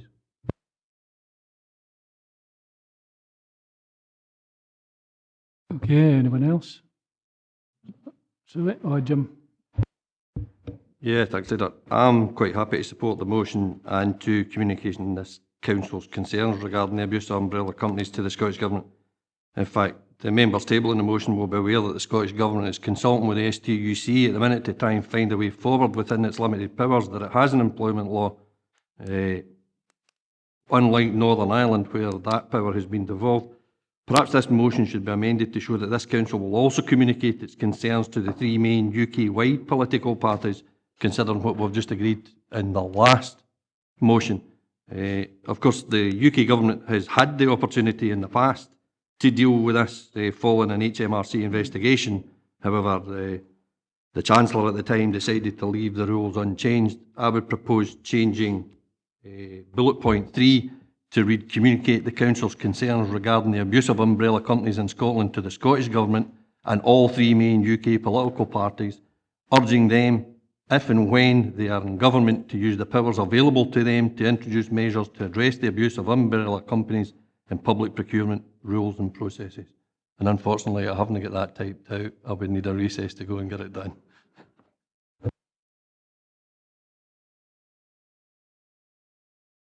Archie? Thanks, Chair. I'm happy to write to anybody to try and stop these umbrella companies, and if you want in the third bullet point, to community council concern regarding the use of umbrella companies in Scotland to the Scottish Government and the UK governments. I mean, manifesto pledges will be made from all the other three parties, and I think certainly in the Labour Party side we're against umbrella companies. So the situation would be to write to, again, Scottish and UK governments rather as and Health Board. Yep. Okay. Anyone else? Jim? I'm quite happy to agree with Councillor Driver that UK governments would do me fine. Okay, thank you. Clarification, Chair. Actually did accept that the Health Board as well as our partners. That's right, thank you. Would members say that I would propose to write to the Health Board once I've had the chance to talk to them? I'd hate to put them in a position in which it may appear a negative to something they might want to do because of rules that are nationally set. So if you'd let me explore the opportunities, and if it's actually going to be a very positive communication, then I'll write. If not, I'll come back to members with an alternative plan. I just don't want it to appear as a negative story if there are rules preventing them being able to give the assurance members seek. So if you leave that with me, I'll come back to members if I can't do it. I'm happy with that, Chair. Okay, moving on. Sorry. Minutes for approving and noting. We've got the education, 27th of January 2015. Happy to move. Please to second, Chair. Employment Appeal Sub. George. Happy to second, Chair. Okay. Just take the licensing panel, Chair, for 9th and 15th. Happy to move. Happy second both. Okay. 3rd of February, 16th of February, and 3rd of February, 16th of February, licensing panel. 3rd of February. Yeah. Happy to second the first two. Yep. Happy to second 3rd of March, sorry, Chair. That's why I didn't date. Happy to move local review body of 11th of February, Chair. Happy to second. Police Fire and Sub, 26th of February. Happy to second. Policy Resources, I'm happy to move. Scrutiny Performance, 12th of February. Happy to move. Social Work Services, 24th of February. Happy to move. Okay. No other business, and I'd like to thank members for their attendance and participating in today's meeting. So that is the public meeting finished. We do go to another item, ask members to agree to adopt a resolution to exclude the public from the meeting as in term of Section 58 and paragraph 1, Part 1 of Schedule 7A of the Local Government Scotland Act 1973.